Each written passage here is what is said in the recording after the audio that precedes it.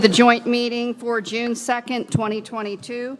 Please rise for the pledge. I'm already up. Pledge allegiance to the flag of the United States of America and to the republic for which it stands, one nation, under God, indivisible, with liberty and justice for all.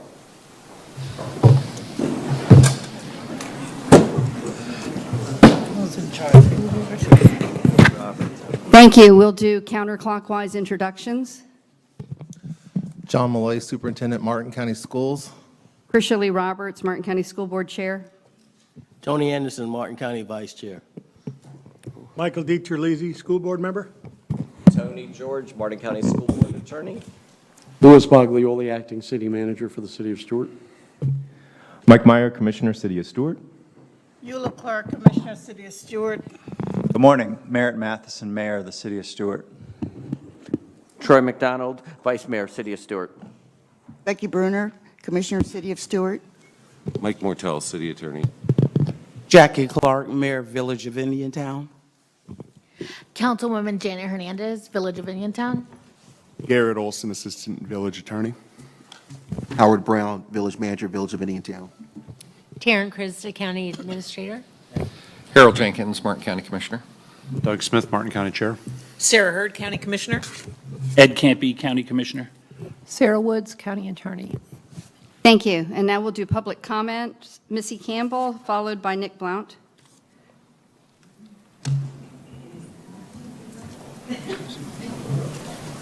Colorado. No surprise about that.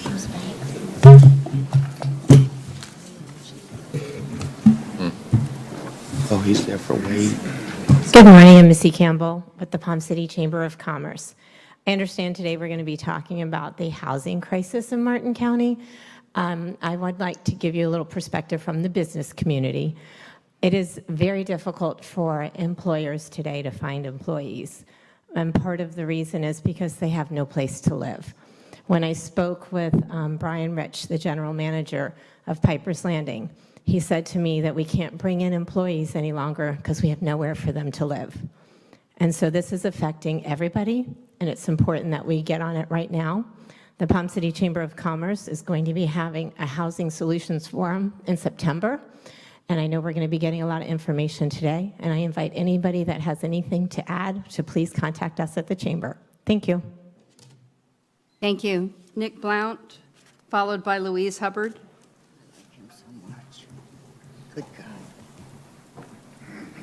Good morning, Nick Blunt with the Housing Solutions Council. I would like to, if I could, hold my comments till after the presentation on housing. Commissioner Campy, you've got a... Nick, it would be helpful if you could just go ahead and do your comments now. Okay. I represent the Housing Solutions Council. We were formed back in 2017, brought together a number of community leaders and citizens of this county to talk about the needs for at that time, we were discussing workforce housing in the county, and reports, studies, and everything showed that the need for that, but it was only taken off in this county. But if you don't have to wait too many days to watch the news or pick up the papers and see that that's on the front page news about the need for housing. Particularly, we're working for rental housing, and we talked to a number of essential workers in the community, including police and fire and nurses assistants and teachers and others who were working here in Martin County and living outside the county. So we formed the council. We actually became an official agency, a nonprofit, back in 2018 with the main objective to educate and to advocate and to develop housing in Martin County. So with that goal in mind, we have been meeting with a number of other nonprofits in the area. We have met with nonprofit developers, and we're anxious to partner with the county and other government entities to address this problem here in the county. So I've spoken to many of you in the room around this table, as well as many in the audience, about what we would like to see done here in the county. It's a major problem. And we will be around and are anxious to be a partner in the solution to the problem. Thanks. Thank you. Louise Hubbard, followed by Tom Pine.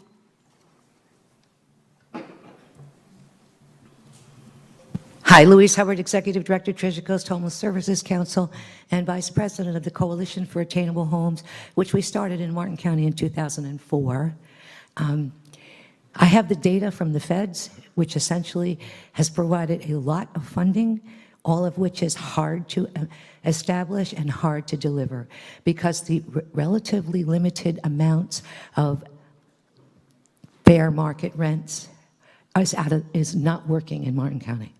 Fair market rent is impossible to sustain. So they subsequently have provided emergency housing vouchers, which also, with all of it as a 50% subsidy to the rent, is still impossible to sustain. I recognize that the idea of having affordable housing, which is attractive, okay, is also essential to your economy, because in other places right now, like in Indian River, for example, in St. Lucie, people are actually building housing for their staff. In Indian River County, Johns Island Community Services League has erected housing for their staff, strictly for their staff. They bought it, paid for it, and put it up. Same thing in St. Lucie County. Right now, we've got Blue Sky going up, which in fact is workforce. The issue that is very important here, I don't use the word homeless anymore, because most people do not understand that the average person in the 248 people that we counted this year in Martin County is a working individual who is making at least 12, maybe 14, maybe 15, if they're lucky, dollars an hour for 37 hours a week, which does not cut it. The development of affordable housing is a constant issue that needs to be explored from the availability of your workforce as well, okay? And my biggest concern is we found 68 females over the age of 50, single, unaccompanied, homeless, in the woods, due to the fact that the other partner, whoever that partner was, who was paying half of the rent at that time, okay, died, left, ran away, whatever. That's unconscionable. And I think that's something, regardless of whatever else you think we are doing or should be doing, we need to take a look at populations with a different look. A 74-year-old yesterday went into a hotel that I paid $1,000 a week for, that I took off the street in Martin County, because she's walking with her walker, okay, from the hospital from which she was discharged. She no longer has some money. That's not a pretty topic. It's probably not something most of you guys want to hear, but the fact of the matter is that's a target that needs attention. It's growing rapidly, because people who are on fixed incomes, who will never be able to respond to these wonderful initiatives that include move out in 2 years and make more money and buy housing, buy a $600,000, $800,000 house. No, it's not going to work for them. And I have money that comes from the Fed that I cannot spend. And your time's up. Thank you. Thank you. Tom Pine, followed by Mark Redling. Thanks, Taryn.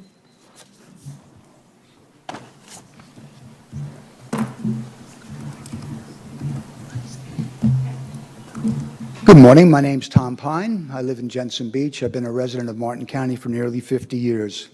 First, I saw an article recently in one of the papers I get, and compliment Martin County school system for stepping up now that school's coming to an end, and going to continue with lunch and breakfast for students who can find a way to get to the school to get the food. Because in Martin County, overpaid senior staff a few months ago found a better way with CARES money to use to upgrade our parks in Martin County, instead of feeding people or helping people with their rent, which two speakers spoke previously about. I don't know the figure, but it was thousands and thousands of dollars that was to help people that were injured, financially disturbed during the crisis of the pandemic, and continues today. I'm not here to make friends. I'm here to talk truth to power. And the people in Martin County senior staff, since they don't go to bed hungry at night, no one else in Martin County must be either. Thank you for your time. Thank you. Mike Redling, followed by Chad Fair.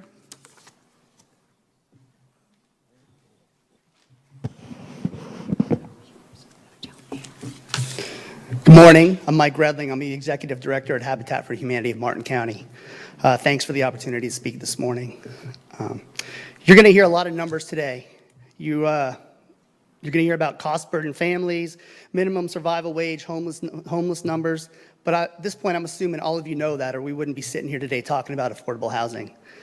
The problem is not going to be solved by simply building more homes. It's a great start. Neighborhoods like Carter Park show that it can be done and that it can be done well and have a huge impact on the community.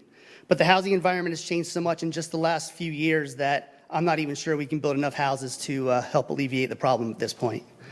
The answer to the housing crisis is going to depend on two things: changing the historical mindset of what affordable housing is, who it is, and where it belongs, and then getting a little creative once we decide to really do something about it.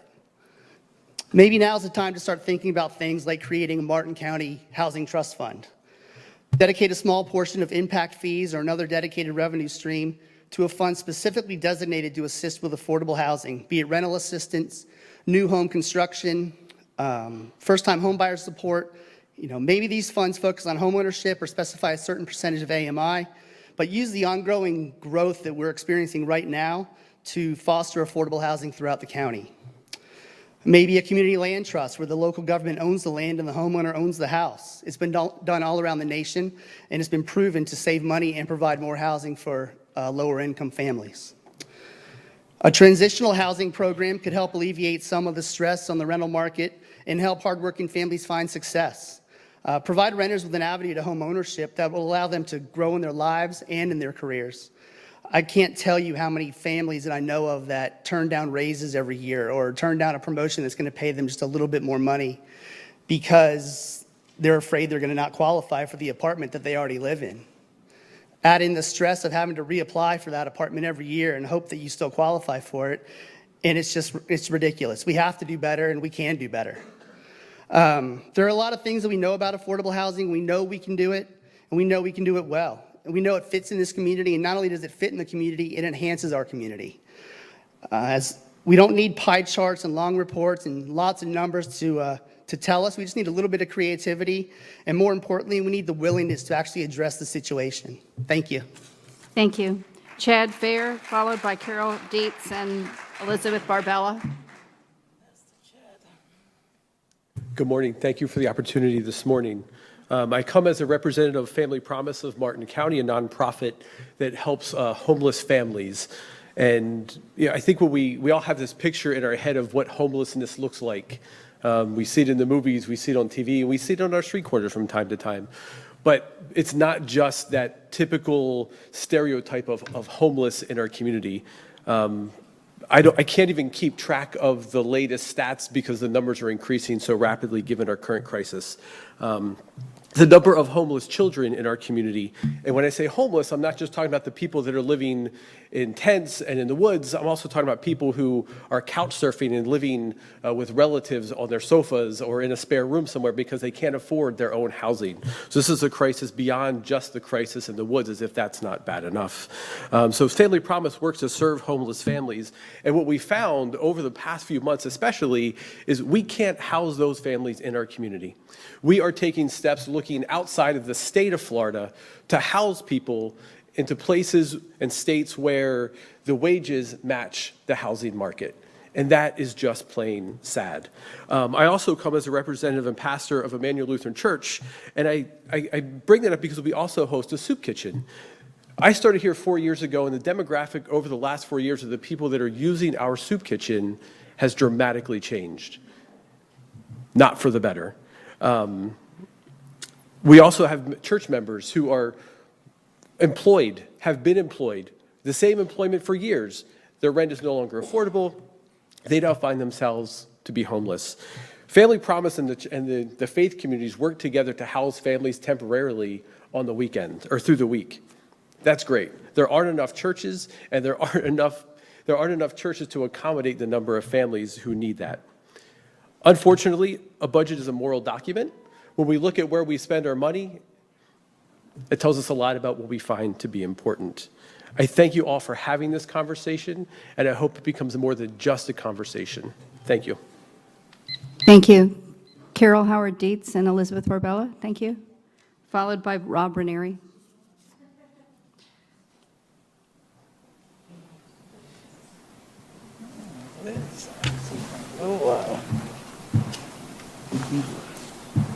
Hi, I'm Carol Howard Dietz with the United Way of Martin County. I'm Elizabeth Barbella with Community Foundation Martin St. Lucie. We wanted to do this jointly because we feel as local funders how important our housing crisis is. There has to be a short-term plan and a long-term plan, and we hope as funders that we can be a part of the solution and wanted to be here in support of all the things you're hearing. And Elizabeth? Go ahead. So for the better part of the last couple of years, not just starting with the pandemic, but prior to the pandemic, there have been a group of about a dozen local funders who have been meeting to strategically invest dollars in the not-for-profit sector. The message we were hearing pre-pandemic and the message we're hearing today are the same. Our organizations are stressed. They're stressed in a couple of ways. They're seeing new faces, faces they have not seen before, because the face of stress and strain and homelessness looks completely different in our community. And I can say that because I've been a resident here for some of over 40 years and have seen this community grow and change in many positive ways. But what we're hearing from the sector is they're feeling the stress on their staffing, and they're feeling the stress in the people who are walking through the door for services who used to, in fact, be contributors to their organization, who now face the threat of homelessness or, in fact, are living in homes or in apartments where they are no longer going to be able to sustain their housing. Why is this important to the funding sector? Because it's a ripple effect for all the funding agencies and, in fact, private philanthropy. So collectively, we know there will be no one solution, but we know we have to start somewhere. It will likely be multiple solutions. And in fact, we know that it is not going to happen overnight. So the funding community is attuned to this. We're in regular contact with many of the organizations that you're going to hear from today. And again, as Carol said, we wanted to demonstrate that there is a group, a coalition of us, if you will, that have invested probably the better part of $20 to $30 million annually into the not-for-profit sector and in many of the families who, in fact, have lived here for generations. That we are here, we're listening, and we're helping to create some strategy around this issue. Thank you. Thank you. Rob Ranieri, followed by Susie Hutchinson.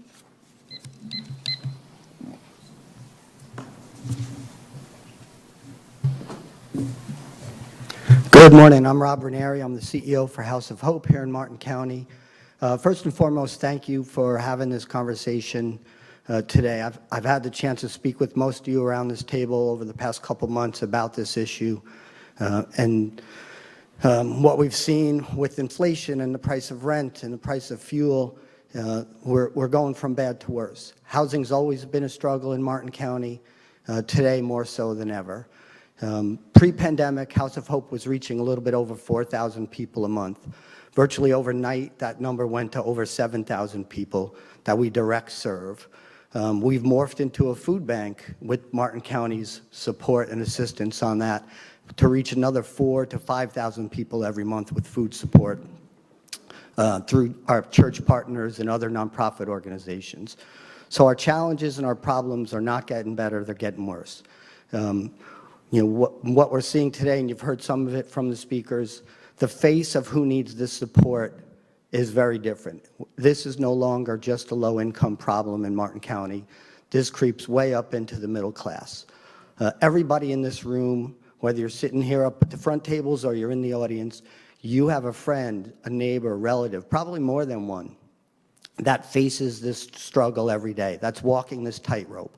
That is one unexpected cost from spiraling into the abyss towards homelessness. This is a serious issue that reaches everyone. So I'm very grateful that you all are taking up this conversation. I want to thank Commissioner Campy for making this a part of your discussion today. I also want to point out, because I think this is an important point, when COVID began and the county and the other municipalities had access to dollars through CARES and later through ARPA, you all very strategically used them. A big tip of the hat to Martin County. The staff came out and learned who we are as nonprofits, learned who we're helping, learned what we needed, and provided financial support to create solutions. We kept people housed with rent support. We kept people fed with food support. We're continuing to do that, and we're doing that because Martin County you all as commissioners saw the need and directed the staff to find solutions, and they did so. Housing is no different. The nonprofit community cannot solve this issue on our own. We cannot solve it even with the goodwill of so many incredibly generous philanthropists in this town. We need our local government, all of you, to step up and be a part of the solution and help us to be strategic, help us to get the maximum out of every dollar, and help us to guarantee that everybody that lives in Martin County has a safe place to live. Thank you. Thank you. Susie Hutchison, followed by Nancy Smith.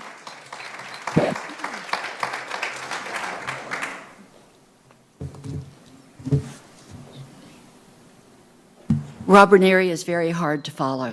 I'm Susie Hutchison. I'm the Chief Executive Officer of Helping People Succeed, and I'm going to echo some of the same things that have been said, and that is, number one, homelessness and actually becoming poor is your neighbor. It's all of us. I think if I hadn't purchased my home in 1995, I wouldn't be able to live here today.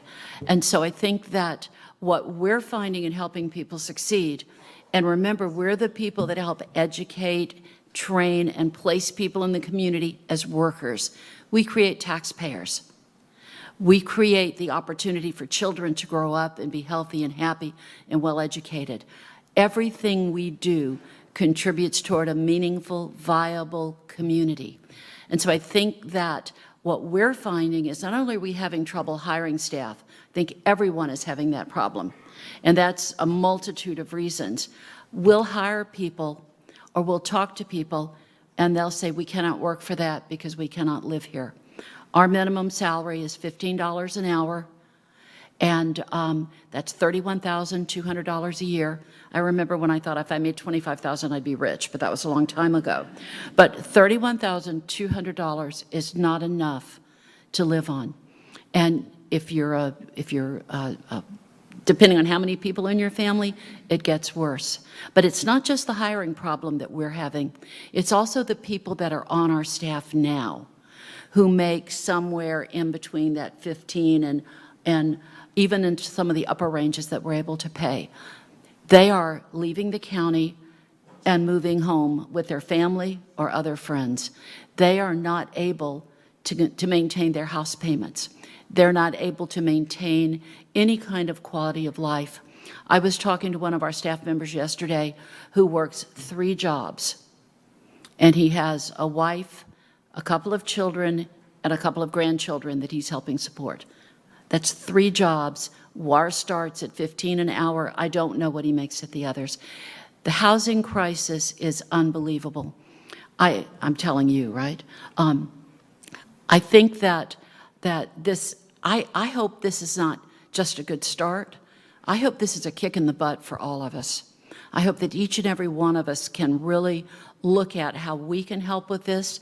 We are so proud of our county commissioners for what they're starting. The city's incredible. I'm going to Indiantown, love Indian, so I'm City of Stuart.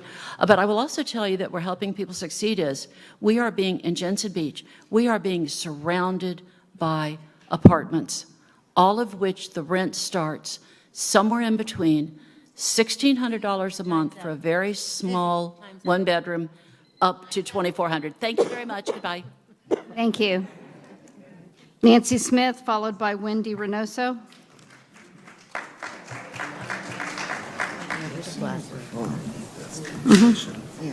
A long meeting, ain't it? Yeah. Susie covered most of the bases for me, actually, but I would like to say that I would urge you all, please, to bring with this the right messaging, because it seems to me over decades that I've observed in Martin County, there's a horrible NIMBY factor here, and I would ask you to be careful not to just talk about homelessness, but as that's important, and I think a lot of people here really care about it until you're going to put these people next to them. It's not something that I want to be sort of nasty and upset about. I just think if you message it correctly, I mean, the people that I talk to, they just can't afford the rent, and they don't have a nest egg of $8,000, and they don't have a credit score north of 700 to qualify for some of these places. They are actually making good livings. They just can't get in and compete with people who are calling from New York over the phone and renting sight unseen. So I'm just asking if you would message it in the right way, that this is, as Susie said, it's a lot more than just poor people. It's other people. It's the middle class now. And I know I have my daughter and granddaughter living with me because they can't get in anywhere. And they tried for over a year, so they live with me. And that's okay, but I don't think that everybody has somebody like me. So thank you very much, and I'm so glad you're doing this. This is so important. Bye. Thank you. Wendy Reynoso, followed by Jimmy Smith.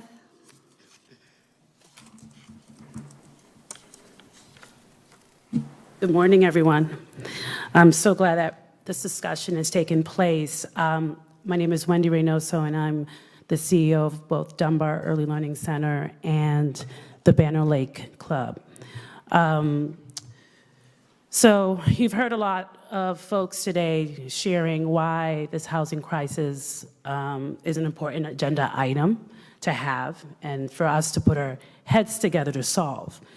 In the Banner Lake community of Hope Sound, there are about 200 homes, 14 streets, and we have individuals who are living in cars, living in the bushes, and creating makeshift homes in the cemetery. I'm pausing for the effect. Makeshift homes in the cemetery. The lack of access to affordable housing increases crime rates, creates a nuisance issue for existing homeowners, which then creates a lack of trust with the local sheriff's department when existing homeowners complain about what's going on and there's nothing to be answered for it. Everyone, regardless of race, background, educational status, financial ability, or disability, should be able to live like a human being should live and have affordability to be able to do it. Thank you. Thank you. Jimmy Smith, followed by Michael Steele. Good morning, Board. I look around and I say, thank you for the opportunity. I look at what's around the table. There's 4 parties here that makes all the decisions here in Martin County. And I look back 60 years ago here in Martin County, and I used to not all agree with the elders that used to make decisions back then about what's Martin County going to be like, but I kind of miss some of the older folks that passed on because they cared more about the people that serve and work hard in this county that did things, the backbones of this Martin County. They did care a little more about housing back then. What I look at is that we have got rid of the backbones of all these communities. I look at the black and brown communities that really worked hard all through Martin County back in the days, Hope Sound, Gomez, Salerno, Stewart, Indiantown. We have lost so many families, so many. I don't know if it's because of voting. I don't know what the problem is that we reject that because we're afraid of voting, those things. But we looked at in the city of Stewart, we lost so many families. Has been reset somewhere else, have left, can't afford. Because you know what, we lost our identity about caring about people. You might be in a position, all of you as elected officials here, I just feel that we are turning the blind eye to what's really needs of these people. We are fighting against low-income housing. I believe it's more rich people in Martin County than poor.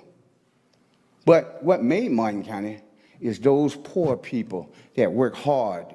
Those are the ones that took the ground here in Martin County. And what we're doing more segregation than we ever did back in the days. We're separating families. I look at Stewart, I look at Indiantown, they inherited, and now they can't afford. And we are missing the bunch. You get rid of poor people, the Bible say that you can't get rid of them. If you try to, have mercy on you. You won't survive. We believe in God in this place. And we all say we believe in the Lord, but do we believe what the Word of God says? I ask you, and all of you elected officials here, you're going to make the decision. And we can make the excuses. We want more rich people coming in. I see that more storage space and more assisted livings is being built in Martin County, and then go to the poor people can't even find a place to live. But they're the one that serve you. You're the one that cut your grass, the one that wash your dishes, clean your houses, all those things to make a living for their children. And we are turning the blind eye. I ask you as today, all those folks out there that votes for people, make that decision today that we have some low-income housing in Martin County. Thank you. Thank you. Michael Steele, followed by Althea Wiley.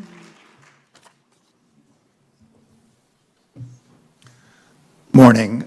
My name is Michael Steele. I'm a resident of Hope Sound, and I'm working with local residents, many of whom are trapped in multi-generational poverty, to address the current shortage of affordable housing in Hope Sound. Martin County Commissioners deserve much credit for considering practical approaches to smart development in our county, in particular low-density projects that enable high-value properties and that attract new residents, taxpayers, hold the promise of generating additional tax revenue without overburdening local city and county services. We hope you continue your efforts to enable smart development.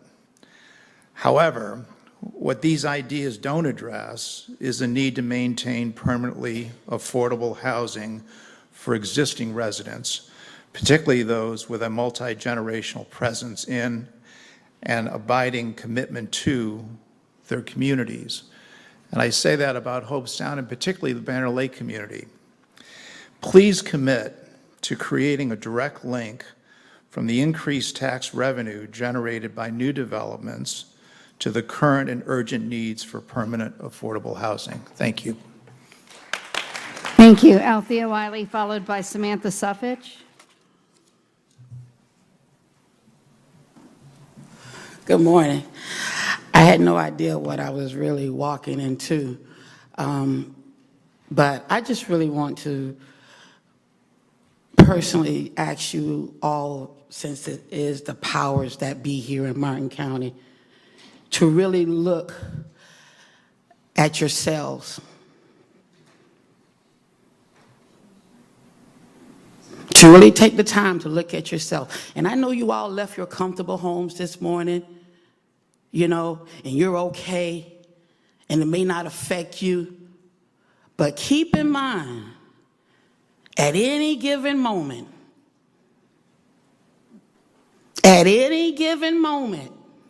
any given situation, it could affect you. This housing situation can affect your children, your family member, and some of you are landlords. We don't have to sit up here and tell you what's happening. You know what's happening. You've allowed it to happen. So this is nothing new. This is nothing strange. So at any given moment, when you go back to your comfortable home, you get in your nice car, and you go back to your comfortable home in your comfortable neighborhoods, you think about at any given moment, this could be you. This could be your family member.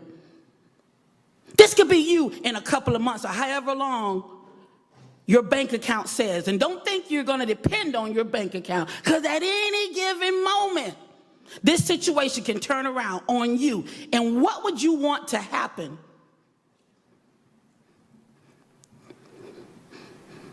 How would you feel?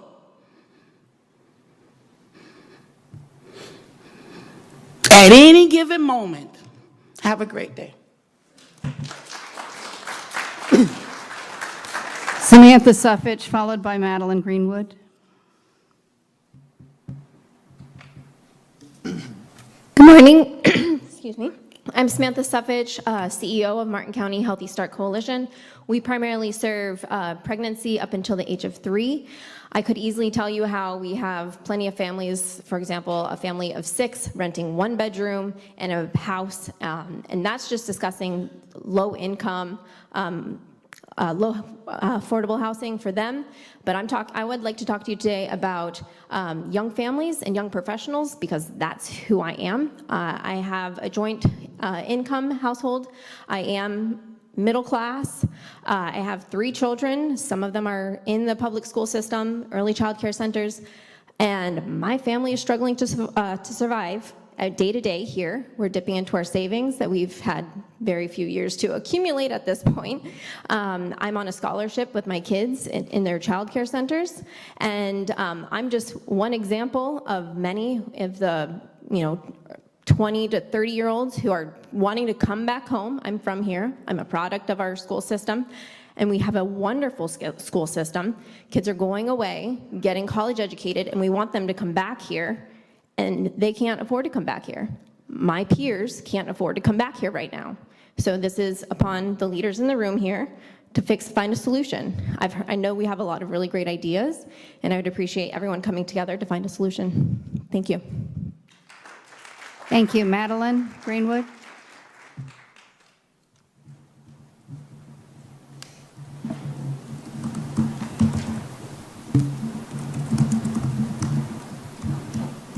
Good morning, everyone. I'm Madeline Bozzone Greenwood. I'm speaking on behalf of Family Promise and Housing Solutions Council, and I know we've heard a lot of the problems, and we all really know it. We experience it every day. With Family Promise, I just wanted to add one of the issues that we have with our families that are full-time working families in our community with children that are experiencing homelessness, living in hotels, cars, doubled up with other family members and friends, which is not ideal. It causes a lot of problems. And they're competing for people that are coming here from New York, Miami, California. Those are the 3 areas we're finding we're mostly competing with for apartments and housing rentals and homes to purchase. And what happens, these people are working virtually, so they're still working in Miami, New York, or California, but they're physically here taking the spaces of our workforce that actually work here, and we're living here. And the #1 reason for homelessness used to be a crisis, death, or something to that effect, a divorce, a job loss. Now it's an investor bought my property and doubled the rent. And when I say double the rent, I literally mean they doubled the rent. Now, I do believe that it's a free country. People can move and live where they like. People have the right to make income and invest, but we've got to figure out a way and have a long-term strategy so that we have a healthy balance for our workforce. Because workforce housing is for people at the highest end of the household income threshold, and we need workforce housing for people in the gap. That's people that make just too much to qualify for government subsidy, but far too little to afford the new market rents. And so we need to have a strategic plan for the future, which is something Housing Solutions Council is working on, so that we have a balance, so that we can keep the flavor of Martin County, so that our local workforce can remain here. The people that made this place great can keep it great, but we can bring in new people, and there are all kinds of solutions. There is hope if we work together. We do have to look at our beloved comprehensive plan. We don't have to let huge developments go up everywhere. We can do middle housing where we do smaller units here and there so people have the opportunity to rent and actually save to become homeowners. And it can happen, it can be done, and there's all sorts of things that can be done, and I hope that we talk about that later. But I do appreciate what the county has been doing with Housing Solutions so far, and the city as well. So there are efforts, but we hear, and I do know too, for you all, it's hard because people say that they want more affordable housing, but then when you go to build it, they come out with pitchforks. So you're kind of between a rock and a hard place. But we can do it, and there's more of us than there are them. And we can make it happen if we say we can make it happen, but we too often in this community have always said, let them go work somewhere else, let them live somewhere else. It's never going to happen here, and if we continue to say it's never going to happen here, it will never happen here, but it can happen here, we can make it happen, and we can create opportunities for innovation and ways to make it happen. Thank you. Thank you.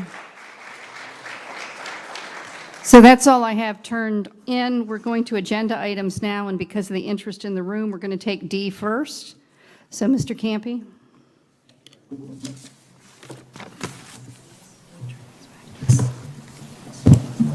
the PowerPoint.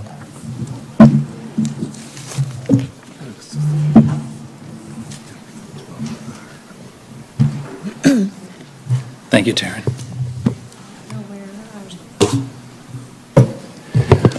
Ms. Krista is bringing up the PowerPoint. Let me just first off start by saying thank you. I know these meetings have become almost, I know they're mandated by state law, but we sort of have a running agenda where we go through a couple of items and then we take some public comment or commissioner comments where we just touch on something. And this time I wanted to really make it an agenda item. So Madam Chair and those of you that were willing to agree to allow me to have some time this morning, I appreciate it. Can you switch user? I don't have his password. Oh, you don't have the, but can you switch? Does anybody know? Let me tell you why. You'll see a slide very shortly that will say the Starfish Initiative. And I put Starfish by your seats because I was having a conversation with Rob Ranieri a couple of months ago. And we were discussing, these issues, and I appreciate all of the comments that we heard this morning. We were discussing the fact that this is such an overwhelming, a daunting task that some people would say it's too big to solve, so we won't. And it reminded Rob and I about the story of the starfish. Perfect. I'll take them out. You don't want any notes, do you? No, but they're not showing. Up there. I have them on mine. The Starfish Initiative is about this story, and I'll say it briefly, and you can find it anywhere if you Google it. A gentleman is walking on the beach, and he sees a young child throwing things into the ocean. And he walks up closer, and he asks the boy, "What are you doing?" He says, "Well, the tide has brought in all of these starfish, and they're on the beach, and as the tide goes out and the sun comes up, they'll all die." So he says to the gentleman, "I need to throw them into the water to save them." And the man says, "Look, there's thousands of them on the beach, and the beach is miles long, and it's not going to be possible. You're not going to be able to make a difference." And the boy picks up a starfish, and he throws it into the water, and he says, "I made a difference to that one." So I think that's what we have to think about when we think about this homeless and housing and young people and workforce housing solutions. So that's that story. And here's a worse story. I took these from the TC Palm in the last couple of days and weeks. These are not stories from the United States of America. These are headlines from here. And the one that is most interesting, although all of them, and there were dozens and dozens to choose from, is the middle one from me that says, Florida real estate, Martin and St. Lucie ranked 5th most overvalued rental market, not on the Treasure Coast, not in Florida, in the United States of America. So we have our hands full to try to solve this. But when I look around this room, especially at the tables here in the front, I know all of you. You've chose to do this job for a reason. You're problem solvers, you're thinkers, you're community activists, you know people, you're engaged in your community. Collectively, the people at this table, the elected officials, we represent hundreds of years of experience collectively. And when you add in our staffs, we represent thousands of years worth of experience. Then you look behind you, and people said, "Oh, did you stack the room?" I did not. When people heard about this topic and that we were going to really seriously and as a unified county of governments, even just have the conversation of it, you saw the passion that came this morning. And so who does this affect? Some of the speakers that are aligned in certain categories speak of their constituency.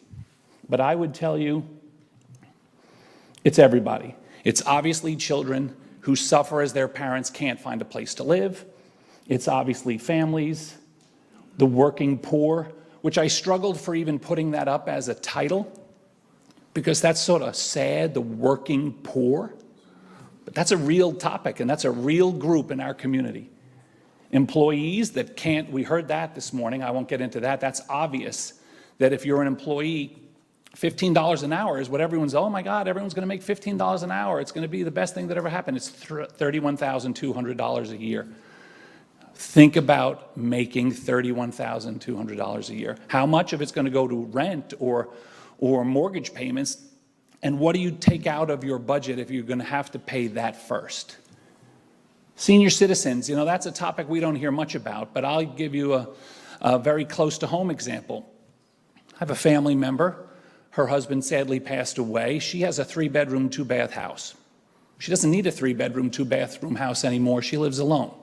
She's perfectly healthy for the most part, God bless her. So she's not going to be moving into a nursing home or an assisted living facility. So where should she go to free up her 3-bedroom, 2-bathroom house for the next group to come in?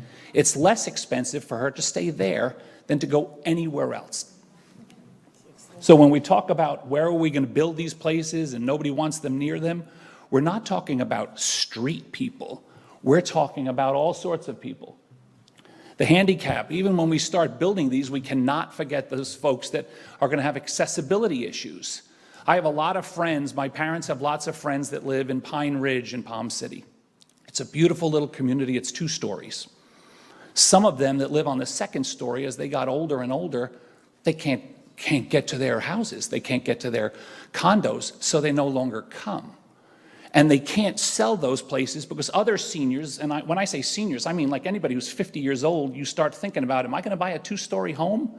Am I going to take an apartment on the 2nd floor without an elevator? Because I won't be able to get there. So that's important that we keep that. This is just a national disgrace that there are homeless veterans. Of course, the homeless, and we are fortunate in our community that there are so many people that are addressing this issue.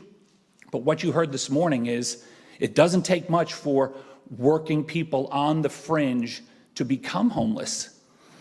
How many people you know that the car needs a major repair, and most repairs on a car is $1,000 and more? I know people that stopped driving their cars because they couldn't afford to fix it. And I'm not talking fancy cars. I'm talking a car that might cost $5,000 or $6,000. Do you put $2,000 transmissions into a $6,000 car? Do you have the $2,000 to do it? So that's important. Couples, because a lot of these places are going to be small, and so how do you do that? You need a couple to be able to have the double income, but if one of the individuals in the couple happens to lose their job, they're done, because one of the salaries is not going to do it. Employers, this is sort of a new topic because this affects all of us. Employers can't hire people because they can't afford to live here, so they can't get them. And you know, we're not talking about CEOs. We're talking about, and you heard some of it this morning, people that fix your cars and wash dishes and serve food and work in nursing homes and cut grass and work. Some of them are county employees, and some of them work for the folks in the places that you might work. You don't know that the person sitting next to you is a half a paycheck away from not being able to live in their apartment or their home anymore. So the bottom line is, and of course students, and I'm glad that we're having this conversation in front of the school board, because the school board has done a remarkable job of educating and training our students either to go off to college or to get jobs here. And I've always said that Martin County's biggest export is our talented young people. Excuse me. I'll give you another personal example. When people said, those of us that sitting at these tables, we don't understand what people are going through. I asked her, she said it was okay. My 26-year-old daughter went through the Martin County school system, went off to college, did very well, went and got herself a master's degree recently. She cannot afford to live in Martin County.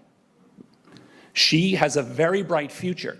Now, some of us either have kids or no kids that want to fly away.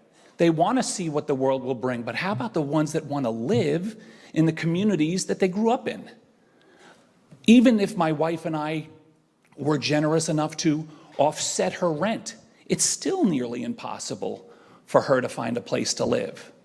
So we're doing vocational training, we're doing all these things, and it's not all about the kids that went off to college and we want them to come back. We want the kids that were born and raised here. We heard Jimmy talk about generationals. You know, if this is where you were born and raised, is this is where your grandparents live, is this is where your siblings live, if this is where your parents and your friends live, you should be allowed to live here too. So that's become a real issue for us. And so the bottom line is, it's everyone. So the speaker this morning that said Nancy Smith, that said about messaging this correctly, the message is pretty simple. We're not talking about putting a house next to your home where homeless people will come off the street, the typical, stereotypical homeless people. This is everyone. And then the point about, if you were lucky enough to find an apartment, you have to have the first and the last and the security. Then you got to sign up with your utilities, and if there's an HOA, they're going to want a fee, and if you happen to have a pet, you're going to pay another $400, $500, $600 to bring the pet in, and then you're going to have to move there. So how many people have $10,000, $12,000 that they saved up, that they're going to dump all in to the fact that they can have now an apartment? So it's everybody. Now, who can help?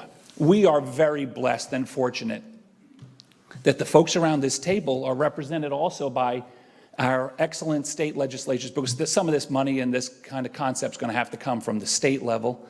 And we're fortunate to be represented well at the federal level and the constitutionals, because it will take the constitutionals.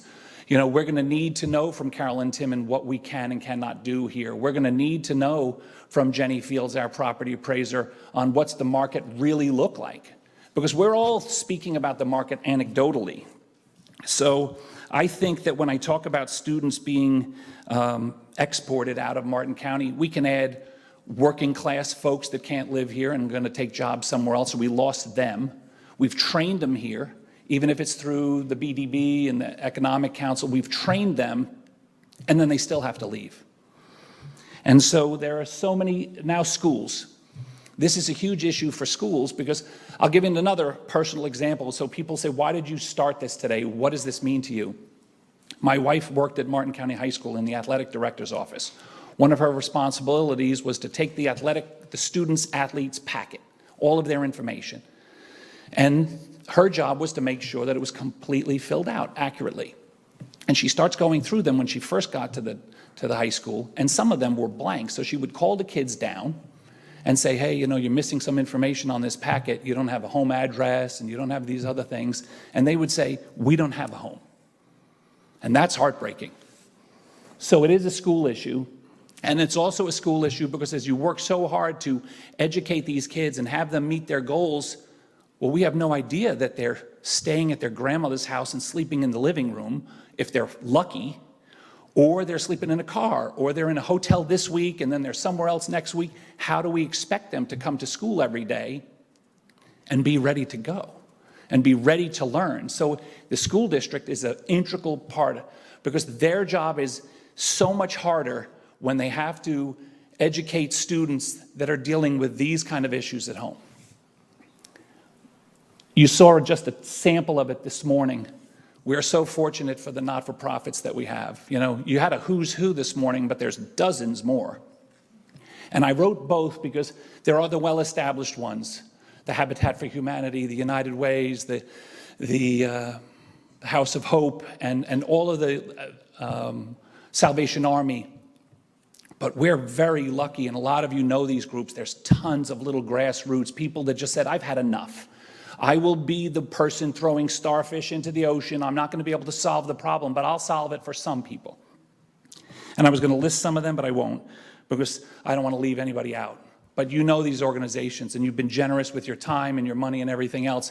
So we already have a head start. We're not starting at the starting line. We have some things already worked out. We need to tap into these people. We need to organize these groups so they're not working in individual silos, just beating their head against the wall trying to figure this out. We need to collect them and understand what is one group doing that someone else could be doing.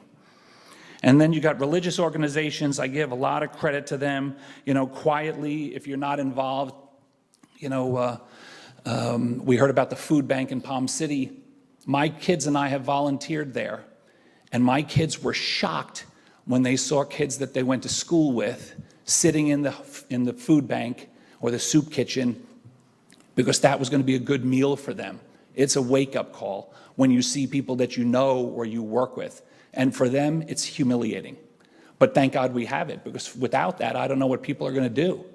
So that's excellent. Charitable foundations, I would tell you this is probably one of the most generous communities that we live in. You know, when you have Jupiter Island and Loblolly and Sailfish Point and Mariner Sands and Harbor Ridge and Pipers and Sewell's Point, Sailfish Point. I mean, we are so fortunate. These folks are super generous because without it, I think the not-for-profits could come back up here and tell them they'd be done.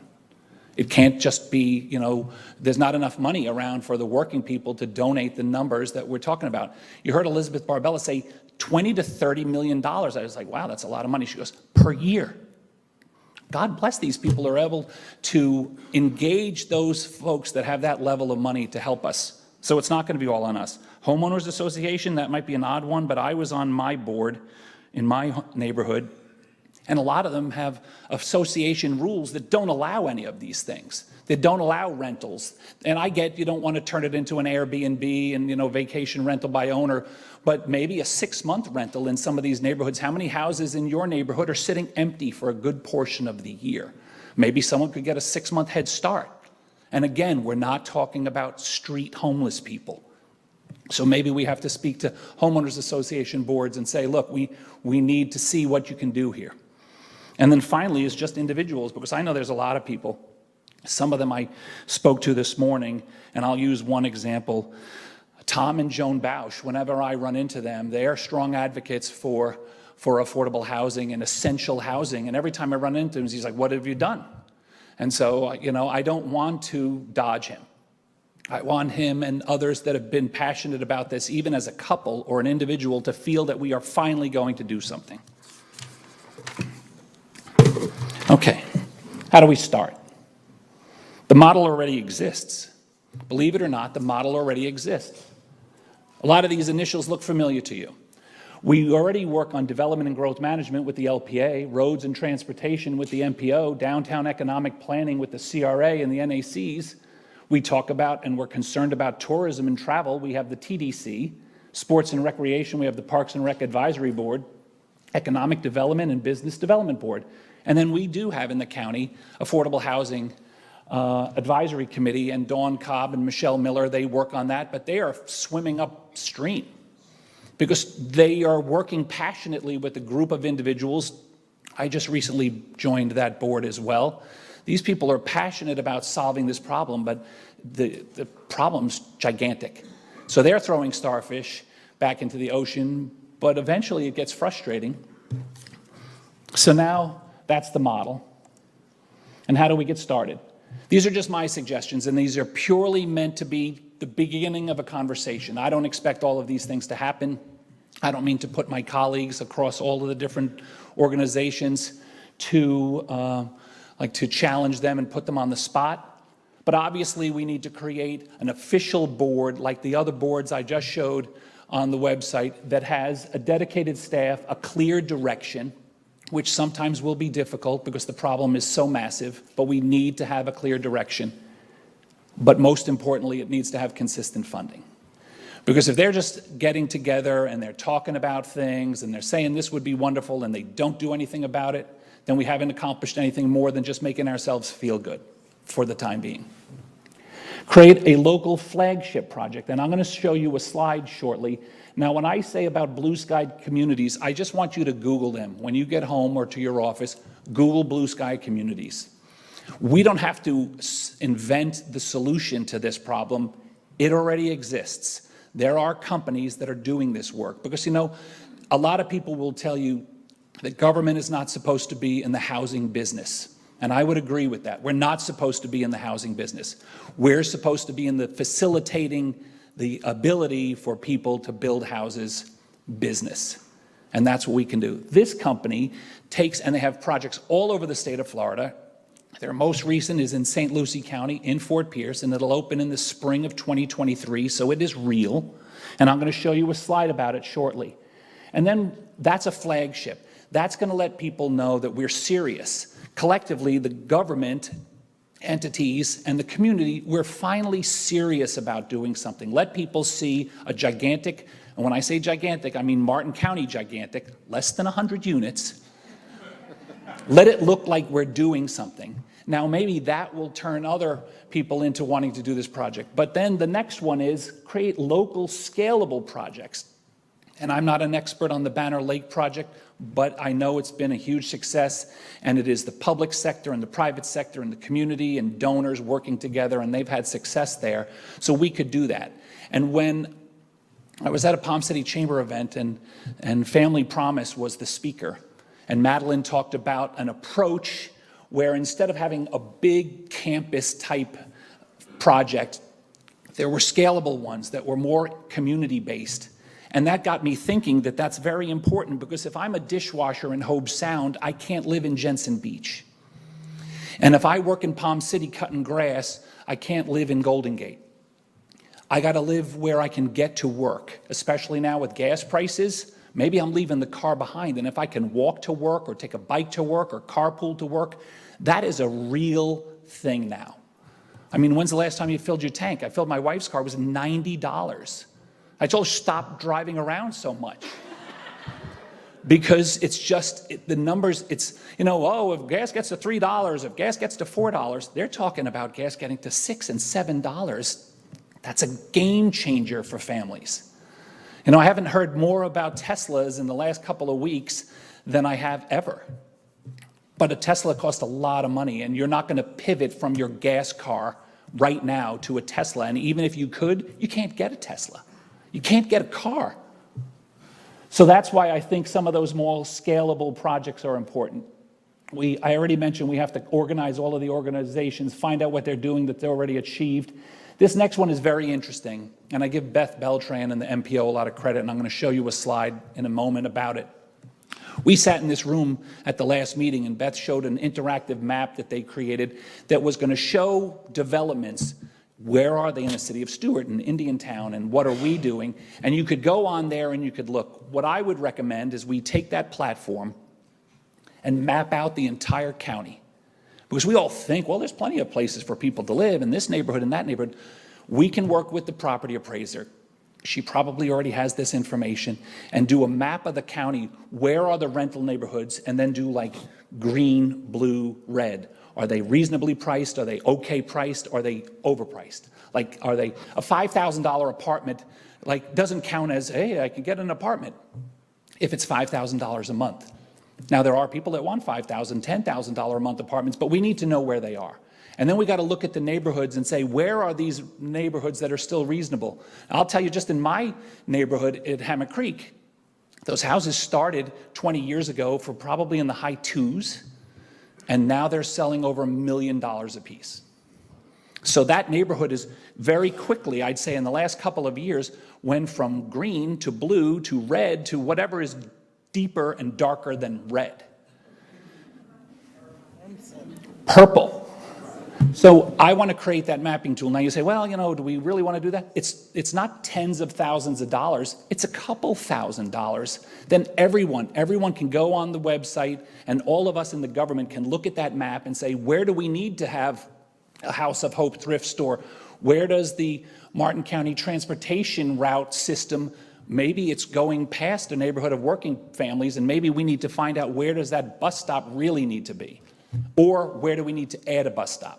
Because we don't have any bus stops coming through Palm City. And despite what most people think, Palm City is not all wealthy people. There are plenty of working class people and poor people that live in Palm City, and we don't have that route that comes our way yet. Review the LDRs. This is the tricky one for most of us sitting at the tables. And that's why I made the word appropriate really big, as to not scare people off. We have to look at the LDRs, we have to look at policy, we have to look at procedures, we have to look at zoning, because some of the ideas that other communities are using, we're not allowed to use here currently. And that'll take some political will for people to stand up, you know, and say, this is what we'll need to do. And, you know, people said to me today, why are you doing this? Why are you sticking your neck out? This could be a career ender. If it is, I really don't care. I really don't, because this is a serious issue. And I know, I look around at this people sitting at these tables. These are my friends here, these elected officials, every single one of them. I thought about it last night. I can clearly say that every single one of these people sitting at the table is a friend of mine. And I know that if we're going into battle, these are the people you want to go into battle with. Okay?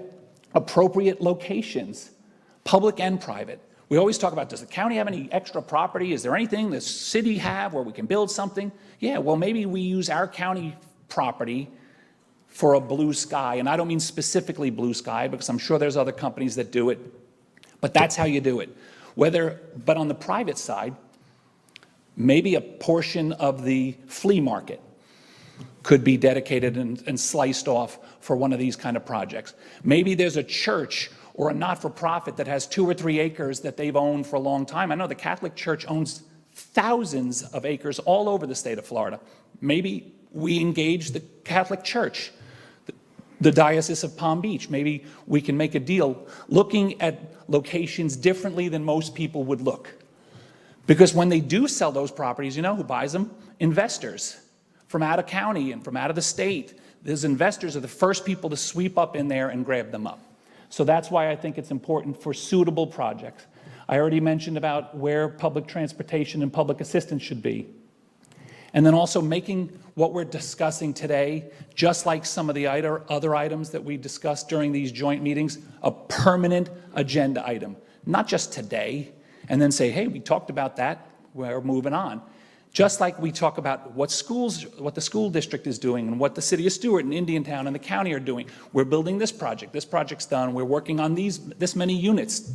Let's constantly make this so that it never goes away. This is Blue Sky Landing in Fort Pierce. 16 one-bedrooms, 48 two-bedrooms, 18 three-bedrooms for a total of 82 units. You know what's nice about this? Is that first off, if you live near it, it's attractive and it's appealing. It doesn't look like when you start hearing about affordable or essential housing, a lot of us that grew up north, you start using the word the projects. You know, in Chicago, Cabrini Green, and in New York, Lefrak City and other places, big column buildings, here 4 stories, but brick and sort of soulless places. It's disrespectful to the people that live in them. It doesn't let those kids feel like there's someone. These places have pools and lake views and things like that, and a 3-bedroom unit. And I heard this information, so don't hold me to it, but I'm pretty sure the source that I heard it from is a legitimate source. 3-bedroom apartment here is about $1,000. So maybe we could do a couple of these. And if not from Blue Sky, from somebody else, because that's attractive. And now remember, it can't just be for people that are meeting these low funding and housing dollar amount limits. Maybe they do some of these that are specifically for seniors or specifically for students or specifically for people that have physical issues. But I also like what we heard today, that this shouldn't be, built somewhere where it's just one particular race versus another. We all heard what's happening in the community lately, happened in Palm City. We need to engage. People need to live next to each other and understand that a little bit more. You don't have these issues. If you had neighbors that didn't look exactly like you, you're much less likely to stand up and hold a letter. And I say that, and I know several of those families. It's a long process that makes something like that happen. And it's not an easy fix, but in Martin County, it'll be a little easier than it would be in other places. So that's why I think that's really important. This is the map. This is just a screenshot of the map that the MPO has done for developments. You can zoom in and zoom out right to your house if you wanted. I just wanted to show we need to do this for housing. We need to understand what are we really looking at in terms of where are the affordable houses. And this has to be interactive because as the market ebbs and flows, this will change. But if we look and see that a majority of this county is red, the highest price, the priced out for most people, we're going to have to figure that out. This is another issue that's come up even in our commission meetings, and some people will call it dormitories or slave quarters, depending on what your philosophy is. This is affordable employee housing. We heard one of the speakers talk about Pipers, but Mariner Sands has the same problem. Loblolly has the same problem. Companies have the same problem. You can head out to businesses in Sands Industrial Park. They can't hire people either because they can't live here. And, you know, with gas prices being the way they are, you can't drive down from Fort Pierce or northern St. Lucie County or Okeechobee or Indiantown and work in town. It costs you a fortune. So we need to create some of these, or we also need to allow businesses and maybe country clubs to change up a fraction of their property in zoning to allow multi-unit developments on their property. Those are just two examples. If you Google employee housing, there's thousands of examples. They could look any way we want them to look. I know that there's a country club that's, their strategy is they rent every available rental property in Martin's Crossing to house their employees. They use it as a tool to get good quality employees and keep good quality employees. So when they need those houses for their staff, that means no one else gets to rent those houses. And those market rents are going to be going up, and then regular people cannot afford to get them. So this is sort of a taboo topic, but there can't be any more taboo topics. The next one is this: accessory dwelling units, ADUs. Some of you know what they are, some of you don't. Most often, the rule is that you can build a little house or cottage, whatever name you want to call it, on your property, 50% the size of your original house. Now you say, why is this a thing? First off, many of you know that they do this all over. And I know that we have the ability to do this in Martin County, but we need to promote it and do it in a different way. We need to make it easier for a homeowner, an existing homeowner, to understand how to do this. Whether it's someone that's moving their parents in, some people call these granny flats or a mother-in-law suite, or if you're keeping your kids, whether you wanted to or not, get them at least out of the house. Yes. They're still on the yard, but they're out of the house. And these are beautiful. And think about this. I kidded earlier about the 82-unit project because I was nervous to even say it out loud. If 2,000 Martin County homeowners, existing Martin County homeowners, took it upon themselves to build one of these accessory dwelling units, we just added 2,000 extra units to our inventory, and no one will even notice. If there was an apartment above your two-car garage, or if you had one of these in the backyard of your home, no one would even notice. Now, there are rules. You got to make sure you're not parking cars on the street and all the rest of this, but that's something we need to really embrace, not just allow. I've been a big fan of the tiny house for a long time. What's beautiful about these is that you can buy one or build one, and if you can look in these pictures, they're all trailers. You know, they go from 250 square feet to 500 square feet. Some of them are so big, I don't even know why they can consider themselves tiny houses. But this is something that you can put in your driveway or on your property, and maybe when the kids are ready to move on or go somewhere else, or you've decided, you know, sadly, your parents or the grandparents have passed away and you no longer need this, you can roll it right off your property and let somebody else have it. That's basically how young people want to live anyway. I always tell people I had a 4,000 square foot house, 5 bedrooms. My kids wouldn't have taken that house from me for free. They don't want the upkeep, they don't need it that big, they don't want to live in a gated neighborhood, they don't want to cut the grass, and not just my kids, most. They don't need that. The model has changed. People don't need those gigantic houses anymore. Not that we don't want to have them, but people don't need them anymore and don't want them. When do we start? I would tell you that we have to start on June 2nd.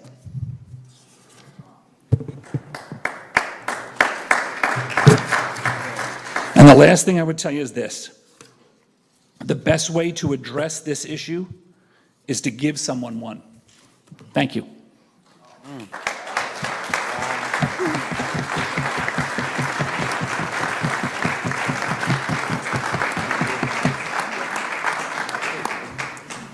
Thank you. Any comment?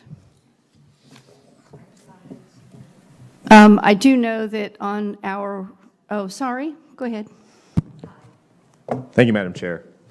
I hope that we can get into a discussion and all figure out ways that we can work together and that each of our boards can go back and do our own part. And I really like the idea of this being a regular agenda item for these meetings. On behalf of as the self-appointed housing guy in the city of Stuart, I'll just share a little bit of our experiences and some of the hard lessons that I have learned over the last few years.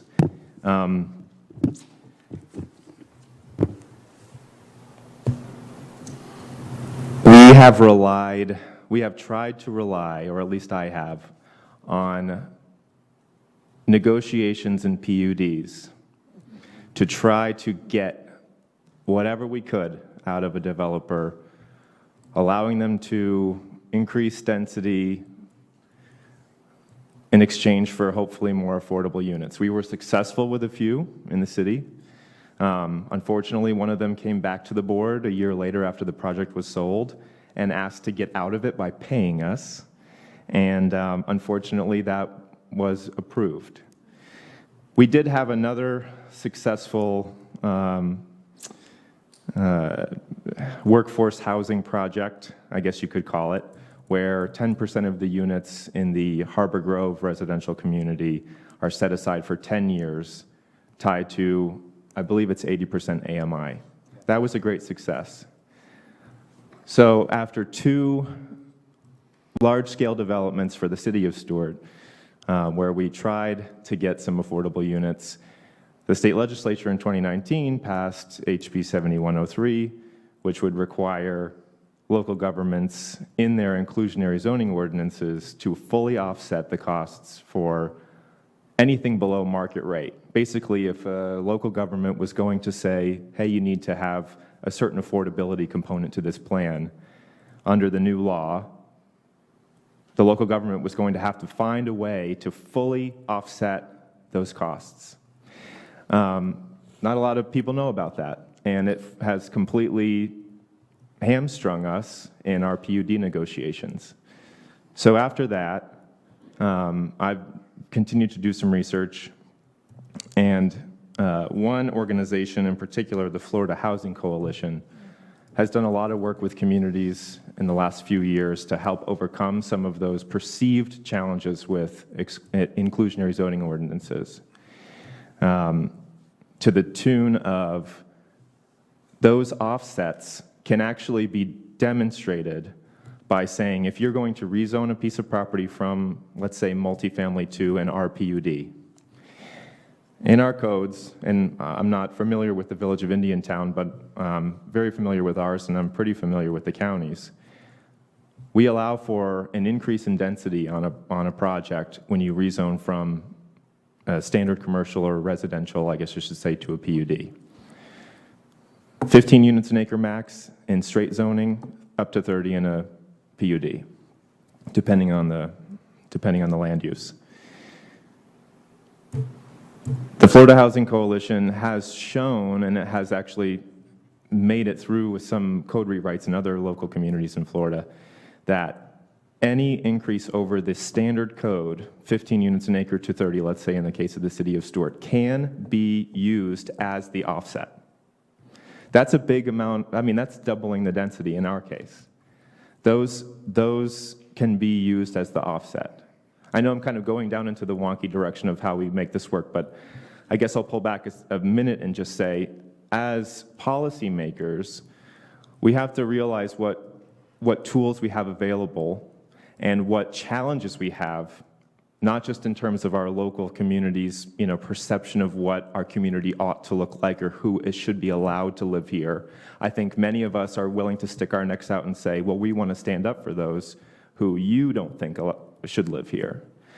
But besides just negotiating on a case-by-case basis, I think one great opportunity, mandate that we have, seeing this room full and hearing from the community when we're at the public's parking lot and getting accosted, or folks every time they're seeing you saying, what are you doing about this, is to say that we have to write the policy. I think we can't rely on individual plan-based, PUD-based negotiations anymore. Maybe we can have some successes like we've seen, but it won't last. We're not going to create a legacy where we're addressing this into the future. Markets are going to change. We might be in a housing bubble right now, but if we don't get together and start working on the hard policy of, I would like to really advocate again, sorry, board, for an inclusionary zoning ordinance where we write into the code, we are going to require that for certain plans, certain parcels, certain projects, that we set aside X% of those units to be made tied to AMI in perpetuity or for 50 years. We can do it. It's being done around the state, and there are organizations out there. I think that this is a great start, but I think there are organizations out there that are actively working in this, not just nonprofit developers, but consultants, organizations like the Florida Housing Coalition that can come in and help us, help our staffs write the code, and then help us speak to the community, hear the ideas from the community, and help message, to the point of some of the commenters earlier, that this isn't just, you know, the scary homeless people that we see on the street. It's children living in cars. That those are the people that we are trying to help. And I think we really need to get serious about what it is that only we in this room have the ability to do, which is to affect policy, to affect the code. So I'll start with that. Thanks. Thank you. Yola? Thanks. Good morning, everyone. Eula Clark, Stewart City Commissioner. Thank you, Commissioner Meyer, for your comments. And I just want to thank Commissioner Campy and all the others behind this. We've brought this up several times, and we've talked about trying to add something else other than the numbers that we see in the other agenda items, and it's good that we're having housing. I just wanted to say thanks to everyone who came out, and I know that this is going to be a continuing thing, but we have so many people, I think Mr. Smith mentioned it, that people have their properties, they've been long-standing people, and they're losing those properties, especially the people who are lower income. Whatever the problems are, whether they're probate issues, there are other things going on. And as Mike said there, Commissioner Meyer said, there's so many policy issues that need to be dealt with, and I'm glad that when Commissioner Campy started, he started by mentioning our clerk of court and our property appraiser, because we know that we have issues here at the local level, but things go all the way up to Tallahassee. And there's some things that we do need to deal with our legislators, because that comes right back to us. I just think that it is so important. I know that there are all kinds of details that need to be worked out, and we know that the people who own the land, everybody is very proud that their prices are going up and they can put the rent up, and they're wonderful people from other states that Commissioner Campy mentioned who can come here and pay the rent, and everybody can be fine in that respect. But there are people here who are losing daily, and I've seen it in over the probably 40 years that I've been here. The people have moved to Port St. Lucie, and we were happy that there was a bedroom community that they could move to. And now we know that there are people of our own friends and family who can't stay here and who can't find a place here, a suitable place. So this is a good way to address it, and I'm so glad that we're going to address this together, and I hope that we can develop truly a strategic way to address things, of course, in our individual commissions, as well as together, knowing that it is something that we want to see a change in Martin County. Thank you. Thank you. Merritt? Thank you.